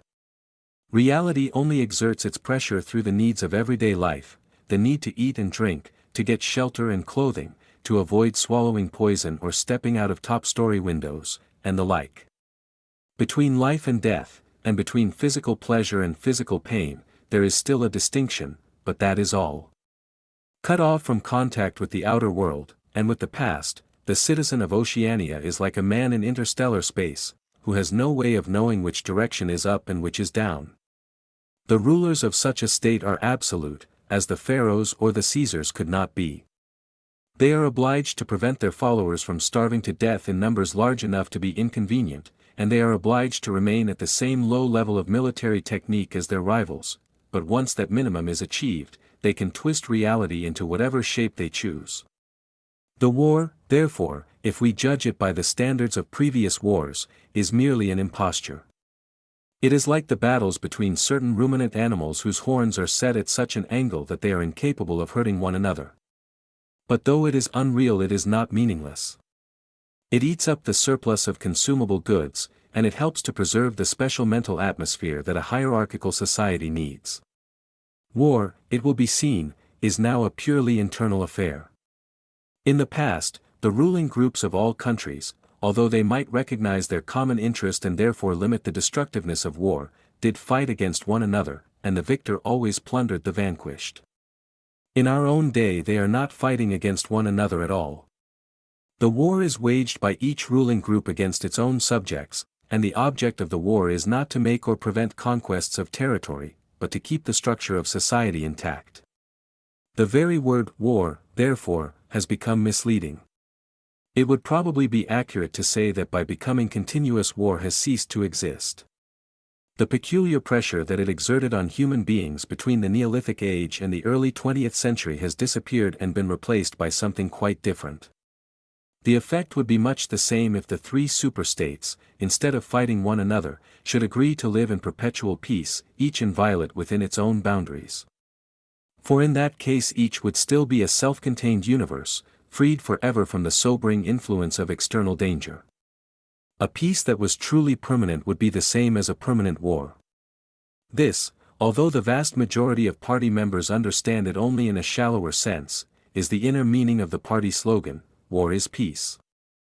Winston stopped reading for a moment. Somewhere in remote distance a rocket bomb thundered. The blissful feeling of being alone with the forbidden book, in a room with no telescreen, had not worn off. Solitude and safety were physical sensations, mixed up somehow with the tiredness of his body, the softness of the chair, the touch of the faint breeze from the window that played upon his cheek. The book fascinated him, or more exactly it reassured him. In a sense it told him nothing that was new, but that was part of the attraction. It said what he would have said, if it had been possible for him to set his scattered thoughts in order. It was the product of a mind similar to his own, but enormously more powerful, more systematic, less fear-ridden. The best books, he perceived, are those that tell you what you know already. He had just turned back to chapter 1 when he heard Julia's footstep on the stair and started out of his chair to meet her. She dumped her brown tool bag on the floor and flung herself into his arms. It was more than a week since they had seen one another. "I've got the book," he said as they disentangled themselves. "Oh, you've got it? Good," she said without much interest, and almost immediately knelt down beside the oil stove to make the coffee. They did not return to the subject until they had been in bed for half an hour. The evening was just cool enough to make it worth while to pull up the counterpane. From below came the familiar sound of singing and the scrape of boots on the flagstones. The brawny red-armed woman whom Winston had seen there on his first visit was almost a fixture in the yard. There seemed to be no hour of daylight when she was not marching to and fro between the washtub and the line, alternately gagging herself with clothes pegs and breaking forth into lusty song. Julia had settled down on her side and seemed to be already on the point of falling asleep. He reached out for the book, which was lying on the floor, and sat up against the bedhead. "We must read it," he said. "You too. All members of the Brotherhood have to read it." "You read it," she said with her eyes shut. "Read it aloud. That's the best way. Then you can explain it to me as you go." The clock's hand said 6, meaning 18. They had 3 or 4 hours ahead of them. He propped the book against his knees and began reading. Chapter 1. Ignorance is Strength. Throughout recorded time, and probably since the end of the Neolithic age, there have been 3 kinds of people in the world: the high, the middle, and the low. They have been subdivided in many ways, they have borne countless different names, and their relative numbers, as well as their attitude towards one another, have varied from age to age, but the essential structure of society has never altered. Even after enormous upheavals and seemingly irrevocable changes, the same pattern has always reasserted itself, just as a gyroscope will always return to equilibrium, however far it is pushed one way or the other. "Julia, are you awake?" said Winston. "Yes, my love, I'm listening." "Go on. It's marvelous." He continued reading. "The aims of these 3 groups are entirely irreconcilable. The aim of the high is to remain where they are. The aim of the middle is to change places with the high. The aim of the low, when they have an aim, for it is an abiding characteristic of the low that they are too much crushed by drudgery to be more than intermittently conscious of anything outside their daily lives, is to abolish all distinctions and create a society in which all men shall be equal. Thus throughout history a struggle which is the same in its main outlines recurs over and over again. For long periods the high seem to be securely in power, but sooner or later there always comes a moment when they lose either their belief in themselves or their capacity to govern efficiently, or both. They are then overthrown by the middle, who enlist the low on their side by pretending to them that they are fighting for liberty and justice. As soon as they have reached their objective, the middle thrust the low back into their old position of servitude, and themselves become the high. Presently a new middle group splits off from one of the other groups, or from both of them, and the struggle begins over again. Of the three groups, only the low are never even temporarily successful in achieving their aims. It would be an exaggeration to say that throughout history there has been no progress of a material kind. Even today, in a period of decline, the average human being is physically better off than he was a few centuries ago. But no advance in wealth, no softening of manners, no reform or revolution has ever brought human equality a millimeter nearer. From the point of view of the low, no historic change has ever meant much more than a change in the name of their masters. By the late 19th century the recurrence of this pattern had become obvious to many observers. There then rose schools of thinkers who interpreted history as a cyclical process and claimed to show that inequality was the unalterable law of human life. This doctrine, of course, had always had its adherents, but in the manner in which it was now put forward there was a significant change. In the past the need for a hierarchical form of society had been the doctrine specifically of the high. It had been preached by kings and aristocrats and by the priests, lawyers, and the like who were parasitical upon them, and it had generally been softened by promises of compensation in an imaginary world beyond the grave. The middle, so long as it was struggling for power, had always made use of such terms as freedom, justice, and fraternity. Now, however, the concept of human brotherhood began to be assailed by people who were not yet in positions of command, but merely hoped to be so before long. In the past the middle had made revolutions under the banner of equality, and then had established a fresh tyranny as soon as the old one was overthrown. The new middle groups in effect proclaimed their tyranny beforehand. Socialism, a theory which appeared in the early 19th century and was the last link in a chain of thought stretching back to the slave rebellions of antiquity, was still deeply infected by the utopianism of past ages. But in each variant of socialism that appeared from about 1900 onwards the aim of establishing liberty and equality was more and more openly abandoned. The new movements which appeared in the middle years of the century, Ingsoc in Oceania, Neo-Bolshevism in Eurasia, death worship, as it is commonly called, in East Asia, had the conscious aim of perpetuating freedom and inequality. These new movements, of course, grew out of the old ones and tended to keep their names and pay lip service to their ideology. But the purpose of all of them was to arrest progress and freeze history at a chosen moment. The familiar pendulum swing was to happen once more, and then stop. As usual, the high were to be turned out by the middle, who would then become the high, but this time, by conscious strategy, the high would be able to maintain their position permanently. The new doctrines arose partly because of the accumulation of historical knowledge, and the growth of the historical sense, which had hardly existed before the 19th century. The cyclical movement of history was now intelligible, or appeared to be so, and if it was intelligible, then it was alterable. But the principal, underlying cause was that, as early as the beginning of the 20th century, human equality had become technically possible.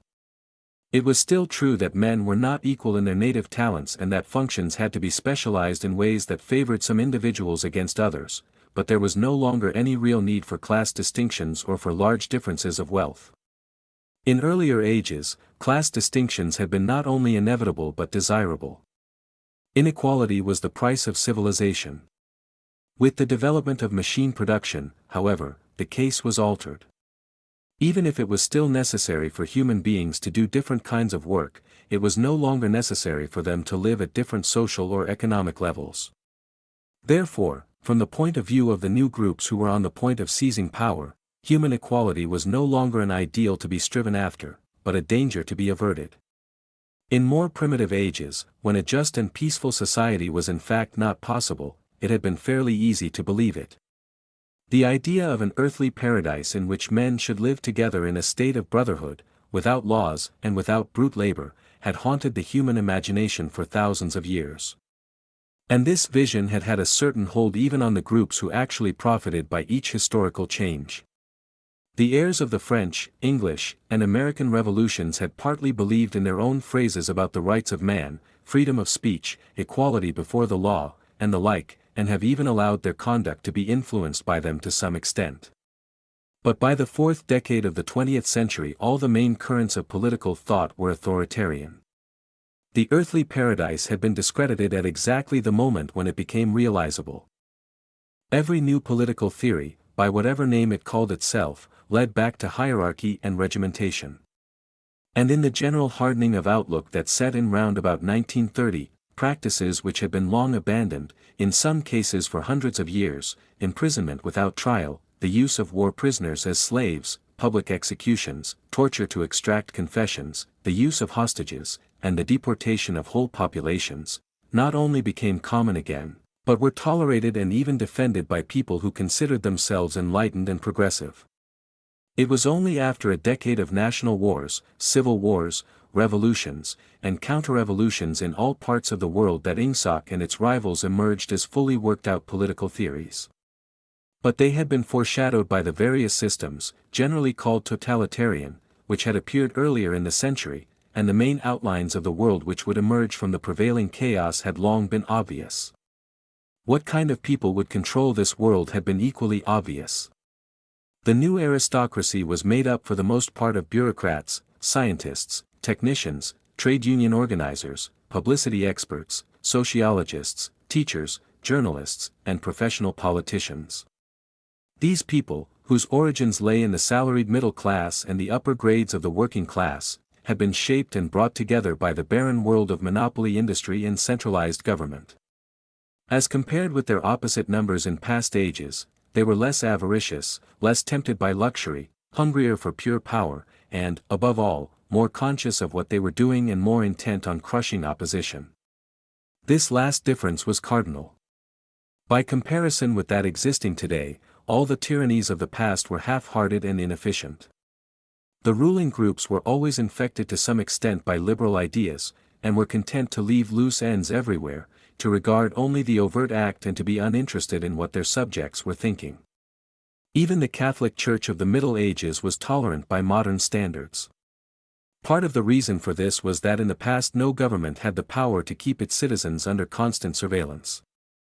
The invention of print, however, made it easier to manipulate public opinion, and the film and the radio carried the process further. With the development of television, and the technical advance which made it possible to receive and transmit simultaneously on the same instrument, private life came to an end. Every citizen, or at least every citizen important enough to be worth watching, could be kept for 24 hours a day under the eyes of the police and in the sound of official propaganda, with all other channels of communication closed. The possibility of enforcing not only complete obedience to the will of the state, but complete uniformity of opinion on all subjects, now existed for the first time. After the revolutionary period of the 50s and 60s, society regrouped itself, as always, into high, middle, and low. But the new high group, unlike all its forerunners, did not act upon instinct but knew what was needed to safeguard its position. It had long been realized that the only secure basis for oligarchy is collectivism. Wealth and privilege are most easily defended when they are possessed jointly. The so-called abolition of private property, which took place in the middle years of the century meant, in effect, the concentration of property in far fewer hands than before, but with this difference, that the new owners were a group instead of a mass of individuals. Individually, no member of the party owns anything, except petty personal belongings. Collectively, the party owns everything in Oceania, because it controls everything, and disposes of the products as it thinks fit. In the years following the revolution it was able to step into this commanding position almost unopposed, because the whole process was represented as an act of collectivization. It had always been assumed that if the capitalist class were expropriated, socialism must follow, and unquestionably the capitalists had been expropriated.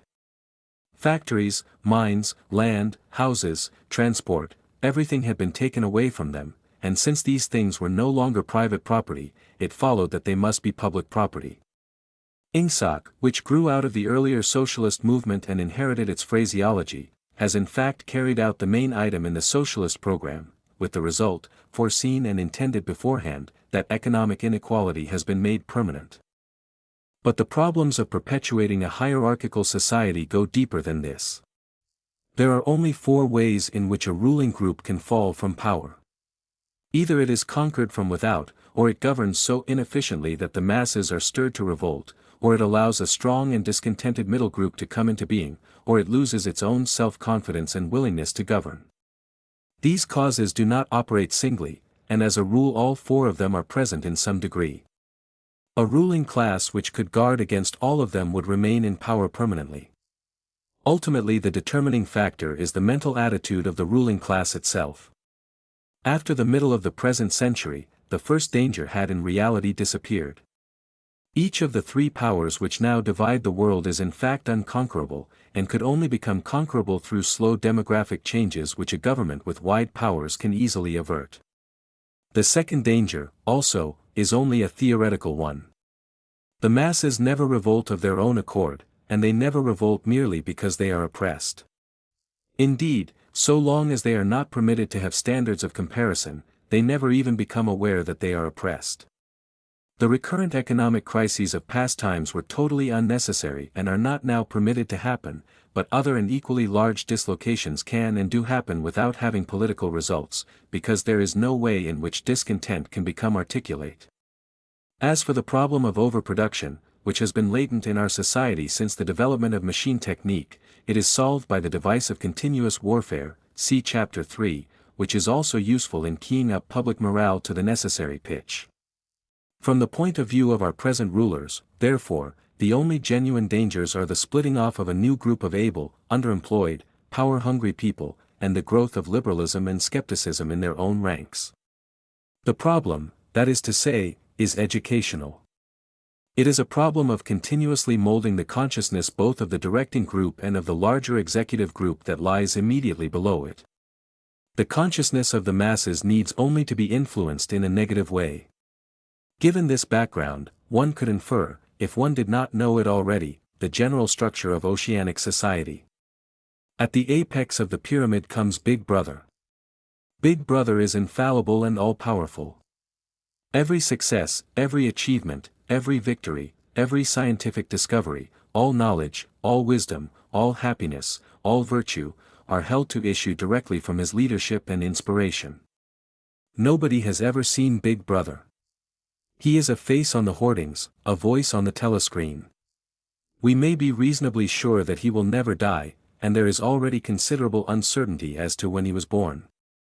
Big Brother is the guise in which the party chooses to exhibit itself to the world. His function is to act as a focusing point for love, fear, and reverence, emotions which are more easily felt towards an individual than towards an organization. Below Big Brother comes the inner party. Its numbers limited to 6 millions, or something less than 2% of the population of Oceania. Below the inner party comes the outer party, which, if the inner party is described as the brain of the state, may be justly likened to the hands. Below that come the dumb masses whom we habitually refer to as the proles, numbering perhaps 85% of the population. In the terms of our earlier classification, the proles are the low, for the slave population of the equatorial lands who pass constantly from conqueror to conqueror, are not a permanent or necessary part of the structure. In principle, membership of these three groups is not hereditary. The child of inner party parents is in theory not born into the inner party. Admission to either branch of the party is by examination, taken at the age of 16. Nor is there any racial discrimination, or any marked domination of one province by another. Jews, Negroes, South Americans of pure Indian blood are to be found in the highest ranks of the party, and the administrators of any area are always drawn from the inhabitants of that area. In no part of Oceania do the inhabitants have the feeling that they are a colonial population ruled from a distant capital. Oceania has no capital, and its titular head is a person whose whereabouts nobody knows. Except that English is its chief lingua franca and newspeak its official language, it is not centralized in any way. Its rulers are not held together by blood ties but by adherence to a common doctrine. It is true that our society is stratified, and very rigidly stratified, on what at first sight appear to be hereditary lines. There is far less to and fro movement between the different groups than happened under capitalism or even in the pre-industrial age. Between the two branches of the party there is a certain amount of interchange, but only so much as will ensure that weaklings are excluded from the inner party and that ambitious members of the outer party are made harmless by allowing them to rise. Proletarians, in practice, are not allowed to graduate into the party. The most gifted among them, who might possibly become nuclei of discontent, are simply marked down by the thought police and eliminated. But this state of affairs is not necessarily permanent, nor is it a matter of principle. The party is not a class in the old sense of the word. It does not aim at transmitting power to its own children, as such, and if there were no other way of keeping the ablest people at the top, it would be perfectly prepared to recruit an entire new generation from the ranks of the proletariat. In the crucial years, the fact that the party was not a hereditary body did a great deal to neutralize opposition. The older kind of socialist, who had been trained to fight against something called class privilege, assumed that what is not hereditary cannot be permanent. He did not see that the continuity of an oligarchy need not be physical, nor did he pause to reflect that hereditary aristocracies have always been short-lived, whereas adoptive organizations such as the Catholic Church have sometimes lasted for hundreds or thousands of years. The essence of oligarchical rule is not father-to-son inheritance, but the persistence of a certain worldview and a certain way of life, imposed by the dead upon the living. A ruling group is a ruling group so long as it can nominate its successors. The party is not concerned with perpetuating its blood but with perpetuating itself. Who wields power is not important, provided that the hierarchical structure remains always the same. All the beliefs, habits, tastes, emotions, mental attitudes that characterize our time are really designed to sustain the mystique of the party and prevent the true nature of present-day society from being perceived. Physical rebellion, or any preliminary move towards rebellion, is at present not possible. From the proletarians nothing is to be feared. Left to themselves, they will continue from generation to generation and from century to century, working, breeding, and dying, not only without any impulse to rebel, but without the power of grasping that the world could be other than it is. They could only become dangerous if the advance of industrial technique made it necessary to educate them more highly, but, since military and commercial rivalry are no longer important, the level of popular education is actually declining. What opinions the masses hold, or do not hold, is looked on as a matter of indifference. They can be granted intellectual liberty because they have no intellect. In a party member, on the other hand, not even the smallest deviation of opinion on the most unimportant subject can be tolerated. A party member lives from birth to death under the eye of the thought police.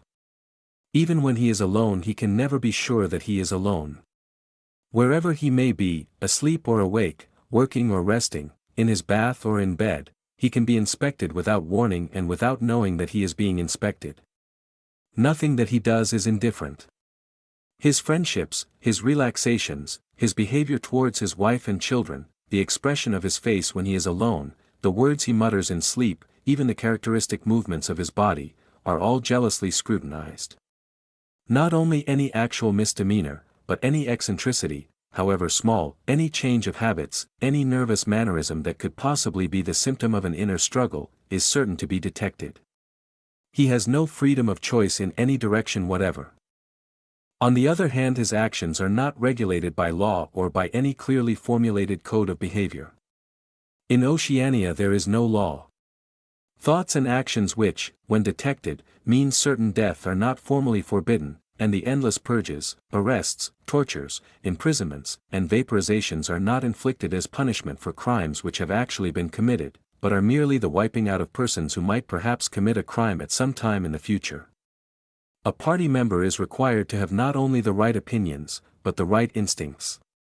Many of the beliefs and attitudes demanded of him are never plainly stated, and could not be stated without laying bare the contradictions inherent in ingsoc.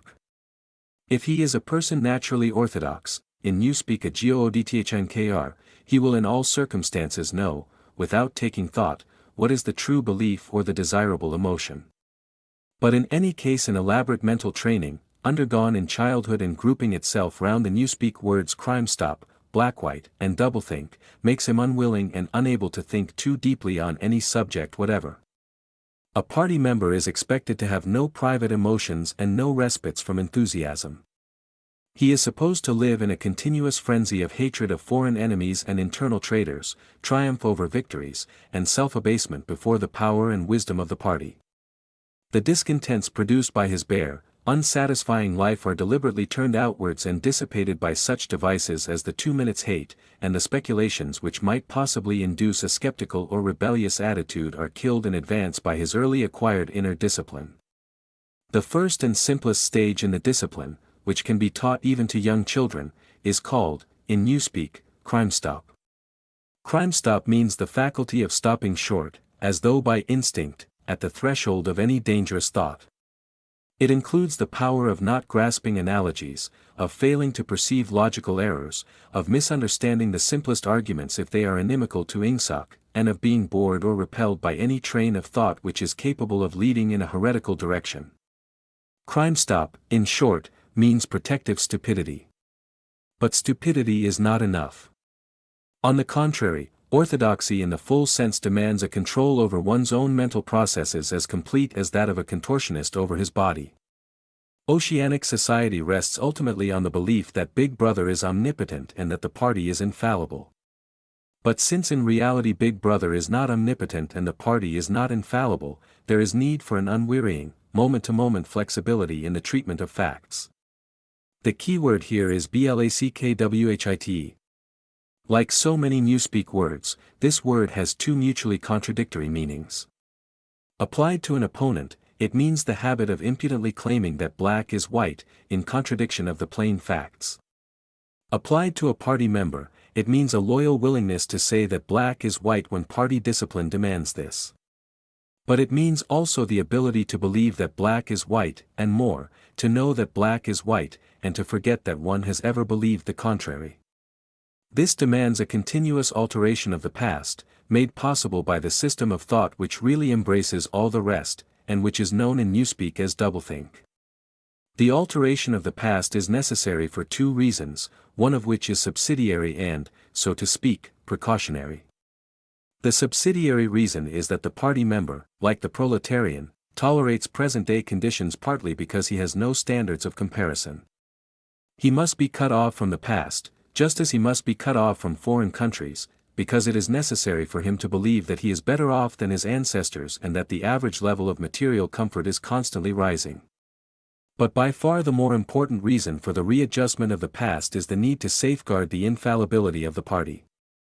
It is not merely that speeches, statistics, and records of every kind must be constantly brought up to date in order to show that the predictions of the party were in all cases right. It is also that no change in doctrine or in political alignment can ever be admitted. For to change one's mind, or even one's policy, is a confession of weakness.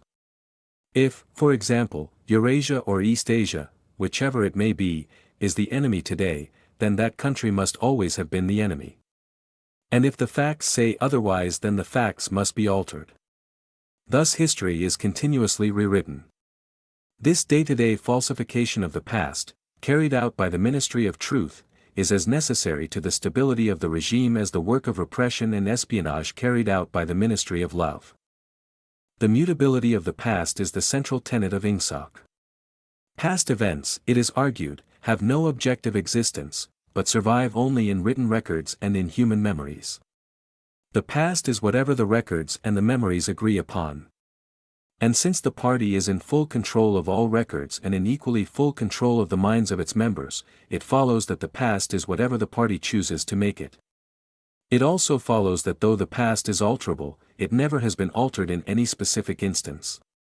For when it has been recreated in whatever shape is needed at the moment, then this new version is the past, and no different past can ever have existed. This holds good even when, as often happens, the same event has to be altered out of recognition several times in the course of a year. At all times the party is in possession of absolute truth, and clearly the absolute can never have been different from what it is now. It will be seen that the control of the past depends above all on the training of memory. To make sure that all written records agree with the orthodoxy of the moment is merely a mechanical act.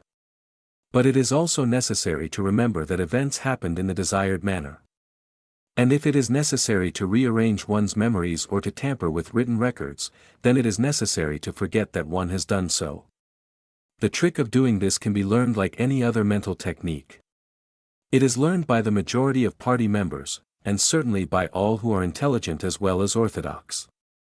In old speak it is called, quite frankly, reality control. In new speak it is called doublethink, though doublethink comprises much else as well.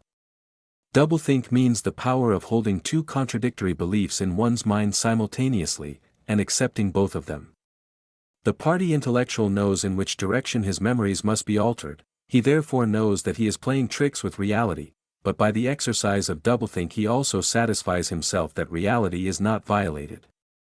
The process has to be conscious, or it would not be carried out with sufficient precision, but it also has to be unconscious, or it would bring with it a feeling of falsity and hence of guilt. Doublethink lies at the very heart of ingsoc, since the essential act of the party is to use conscious deception while retaining the firmness of purpose that goes with complete honesty. To tell deliberate lies while genuinely believing in them, to forget any fact that has become inconvenient, and then, when it becomes necessary again, to draw it back from oblivion for just so long as it is needed, to deny the existence of objective reality and all the while to take account of the reality which one denies, all this is indispensably necessary. Even in using the word doublethink it is necessary to exercise doublethink. For by using the word one admits that one is tampering with reality, by a fresh act of doublethink one erases this knowledge, and so on indefinitely, with the lie always one leap ahead of the truth. Ultimately it is by means of doublethink that the party has been able, and may, for all we know, continue to be able for thousands of years, to arrest the course of history. All past oligarchies have fallen from power either because they ossified or because they grew soft. Either they became stupid and arrogant, failed to adjust themselves to changing circumstances, and were overthrown, or they became liberal and cowardly, made concessions when they should have used force, and once again were overthrown. They fell, that is to say, either through consciousness or through unconsciousness. It is the achievement of the party to have produced a system of thought in which both conditions can exist simultaneously. And upon no other intellectual basis could the dominion of the party be made permanent. If one is to rule, and to continue ruling, one must be able to dislocate the sense of reality. For the secret of rulership is to combine a belief in one's own infallibility with the power to learn from past mistakes. It need hardly be said that the subtlest practitioners of doublethink are those who invented doublethink and know that it is a vast system of mental cheating. In our society, those who have the best knowledge of what is happening are also those who are furthest from seeing the world as it is. In general, the greater the understanding, the greater the delusion, the more intelligent, the less sane. One clear illustration of this is the fact that war hysteria increases in intensity as one rises in the social scale. Those whose attitude towards the war is most nearly rational are the subject peoples of the disputed territories. To these people the war is simply a continuous calamity which sweeps to and fro over their bodies like a tidal wave. Which side is winning is a matter of complete indifference to them. They are aware that a change of overlordship means simply that they will be doing the same work as before for new masters who treat them in the same manner as the old ones. The slightly more favored workers whom we call the proles are only intermittently conscious of the war. When it is necessary they can be prodded into frenzies of fear and hatred, but when left to themselves they are capable of forgetting for long periods that the war is happening. It is in the ranks of the party, and above all of the inner party, that the true war enthusiasm is found. World conquest is believed in most firmly by those who know it to be impossible. This peculiar linking together of opposites, knowledge with ignorance, cynicism with fanaticism, is one of the chief distinguishing marks of oceanic society. The official ideology abounds with contradictions even when there is no practical reason for them. Thus, the party rejects and vilifies every principle for which the socialist movement originally stood, and it chooses to do this in the name of socialism. It preaches a contempt for the working class unexampled for centuries past, and it dresses its members in a uniform which was at one time peculiar to manual workers and was adopted for that reason. It systematically undermines the solidarity of the family, and it calls its leader by a name which is a direct appeal to the sentiment of family loyalty. Even the names of the four ministries by which we are governed exhibit a sort of impudence in their deliberate reversal of the facts. The Ministry of Peace concerns itself with war, the ministry of truth with lies, the ministry of love with torture and the ministry of plenty with starvation. These contradictions are not accidental, nor do they result from ordinary hypocrisy, they are deliberate exercises in doublethink. For it is only by reconciling contradictions that power can be retained indefinitely. In no other way could the ancient cycle be broken. If human equality is to be forever averted, if the high, as we have called them, are to keep their places permanently, then the prevailing mental condition must be controlled insanity. But there is one question which until this moment we have almost ignored. It is, why should human equality be averted? Supposing that the mechanics of the process have been rightly described, what is the motive for this huge, accurately planned effort to freeze history at a particular moment of time? Here we reach the central secret. As we have seen, the mystique of the party, and above all of the inner party, depends upon doublethink, but deeper than this lies the original motive, the never-questioned instinct that first led to the seizure of power and brought doublethink, the thought police, continuous warfare, and all the other necessary paraphernalia into existence afterwards. This motive really consists. Winston became aware of silence, as one becomes aware of a new sound. It seemed to him that Julia had been very still for some time past. She was lying on her side, naked from the waist upwards, with her cheek pillowed on her hand and one dark lock tumbling across her eyes. Her breast rose and fell slowly and regularly. Julia. No answer. Julia, are you awake? No answer.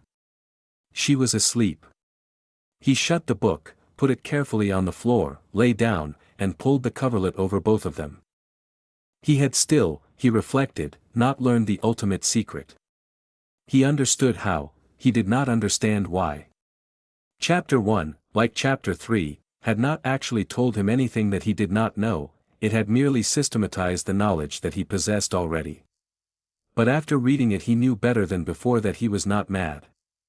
Being in a minority, even a minority of one, did not make you mad. There was truth and there was untruth, and if you clung to the truth even against the whole world, you were not mad. A yellow beam from the sinking sun slanted in through the window and fell across the pillow. He shut his eyes. The sun on his face and the girl's smooth body touching his own gave him a strong, sleepy, confident feeling. He was safe, everything was all right. He fell asleep murmuring, "Sanity is not statistical," with the feeling that this remark contained in it a profound wisdom.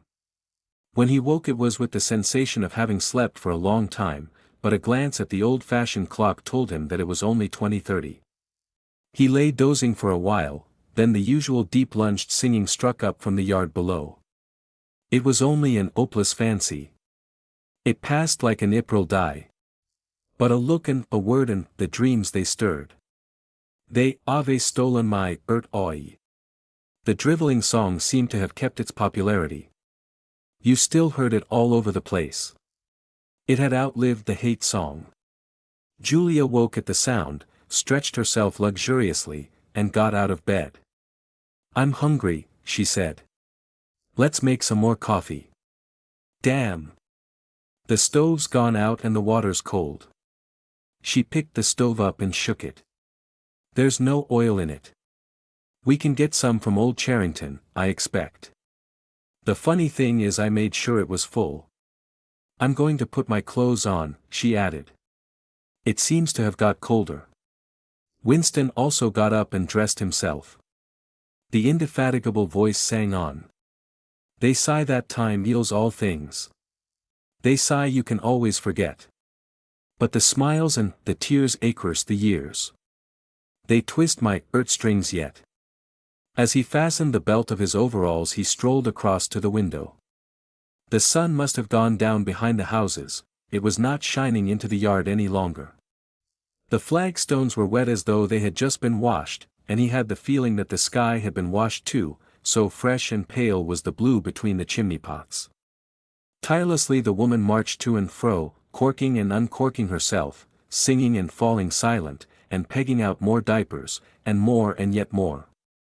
He wondered whether she took in washing for a living or was merely the slave of 20 or 30 grandchildren.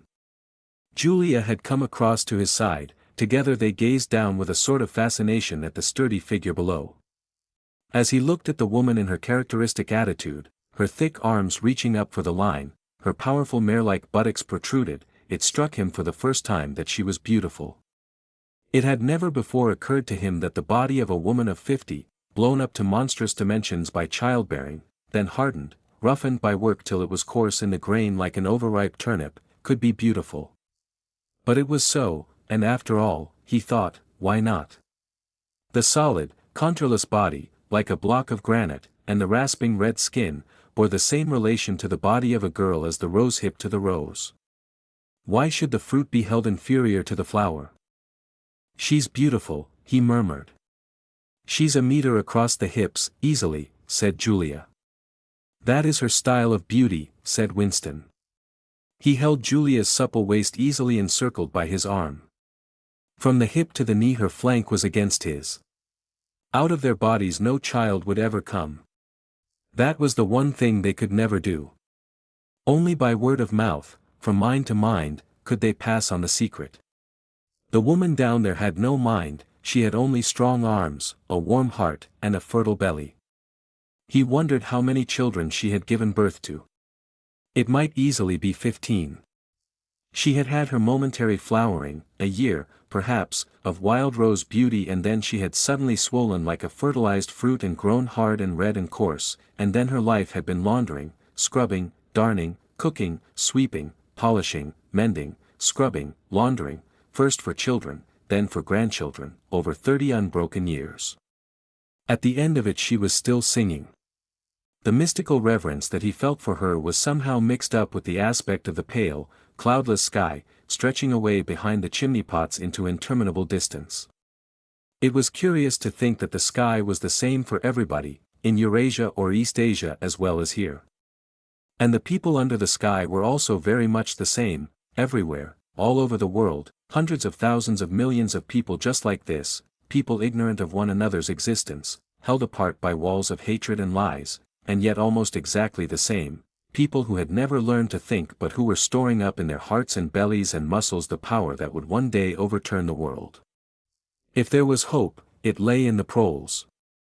Without having read to the end of the book, he knew that that must be Goldstein's final message. The future belonged to the proles. And could he be sure that when their time came the world they constructed would not be just as alien to him, Winston Smith, as the world of the party? Yes, because at the least it would be a world of sanity. Where there is equality there can be sanity. Sooner or later it would happen, strength would change into consciousness. The proles were immortal, you could not doubt it when you looked at that valiant figure in the yard. In the end their awakening would come. And until that happened, though it might be 1,000 years, they would stay alive against all the odds, like birds, passing on from body to body the vitality which the party did not share and could not kill. Do you remember, he said, the thrush that sang to us, that first day, at the edge of the wood? He wasn't singing to us, said Julia. He was singing to please himself. Not even that. He was just singing. The birds sang, the proles sang. The party did not sing. All round the world, in London and New York, in Africa and Brazil, and in the mysterious, forbidden lands beyond the frontiers, in the streets of Paris and Berlin, in the villages of the endless Russian plain, in the bazaars of China and Japan, everywhere stood the same solid unconquerable figure, made monstrous by work and childbearing, toiling from birth to death and still singing. Out of those mighty loins a race of conscious beings must one day come. You were the dead, theirs was the future. But you could share in that future if you kept alive the mind as they kept alive the body, and passed on the secret doctrine that 2 + 2 make 4. We are the dead, he said. We are the dead, echoed Julia dutifully. You are the dead, said an iron voice behind them. They sprang apart. Winston's entrails seemed to have turned into ice. He could see the white all round the irises of Julia's eyes. Her face had turned a milky yellow. The smear of rouge that was still on each cheekbone stood out sharply, almost as though unconnected with the skin beneath. You are the dead, repeated the iron voice. It was behind the picture, breathed Julia. It was behind the picture, said the voice. Remain exactly where you are. Make no movement until you are ordered. It was starting at last. They could do nothing except stand gazing into one another's eyes. To run for life, to get out of the house before it was too late, no such thought occurred to them. Unthinkable to disobey the iron voice from the wall. There was a snap as though a catch had been turned back, and a crash of breaking glass. The picture had fallen to the floor, uncovering the telescreen behind it.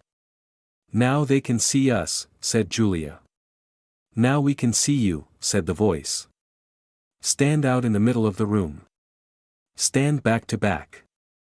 Clasp your hands behind your heads. Do not touch one another.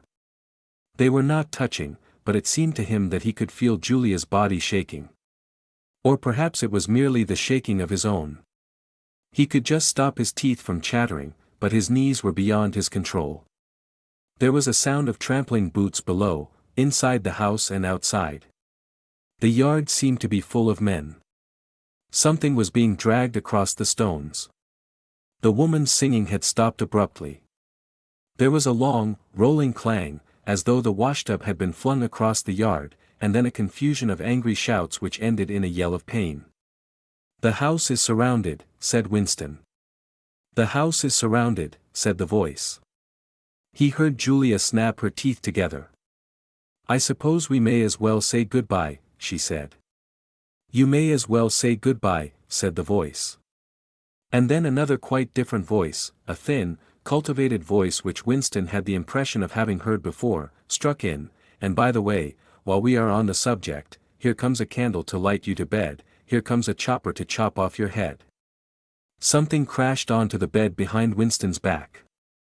The head of a ladder had been thrust through the window and had burst in the frame. Someone was climbing through the window. There was a stampede of boots up the stairs. The room was full of solid men in black uniforms, with iron-shod boots on their feet and truncheons in their hands. Winston was not trembling any longer. Even his eyes he barely moved. One thing alone mattered, to keep still and not give them an excuse to hit you.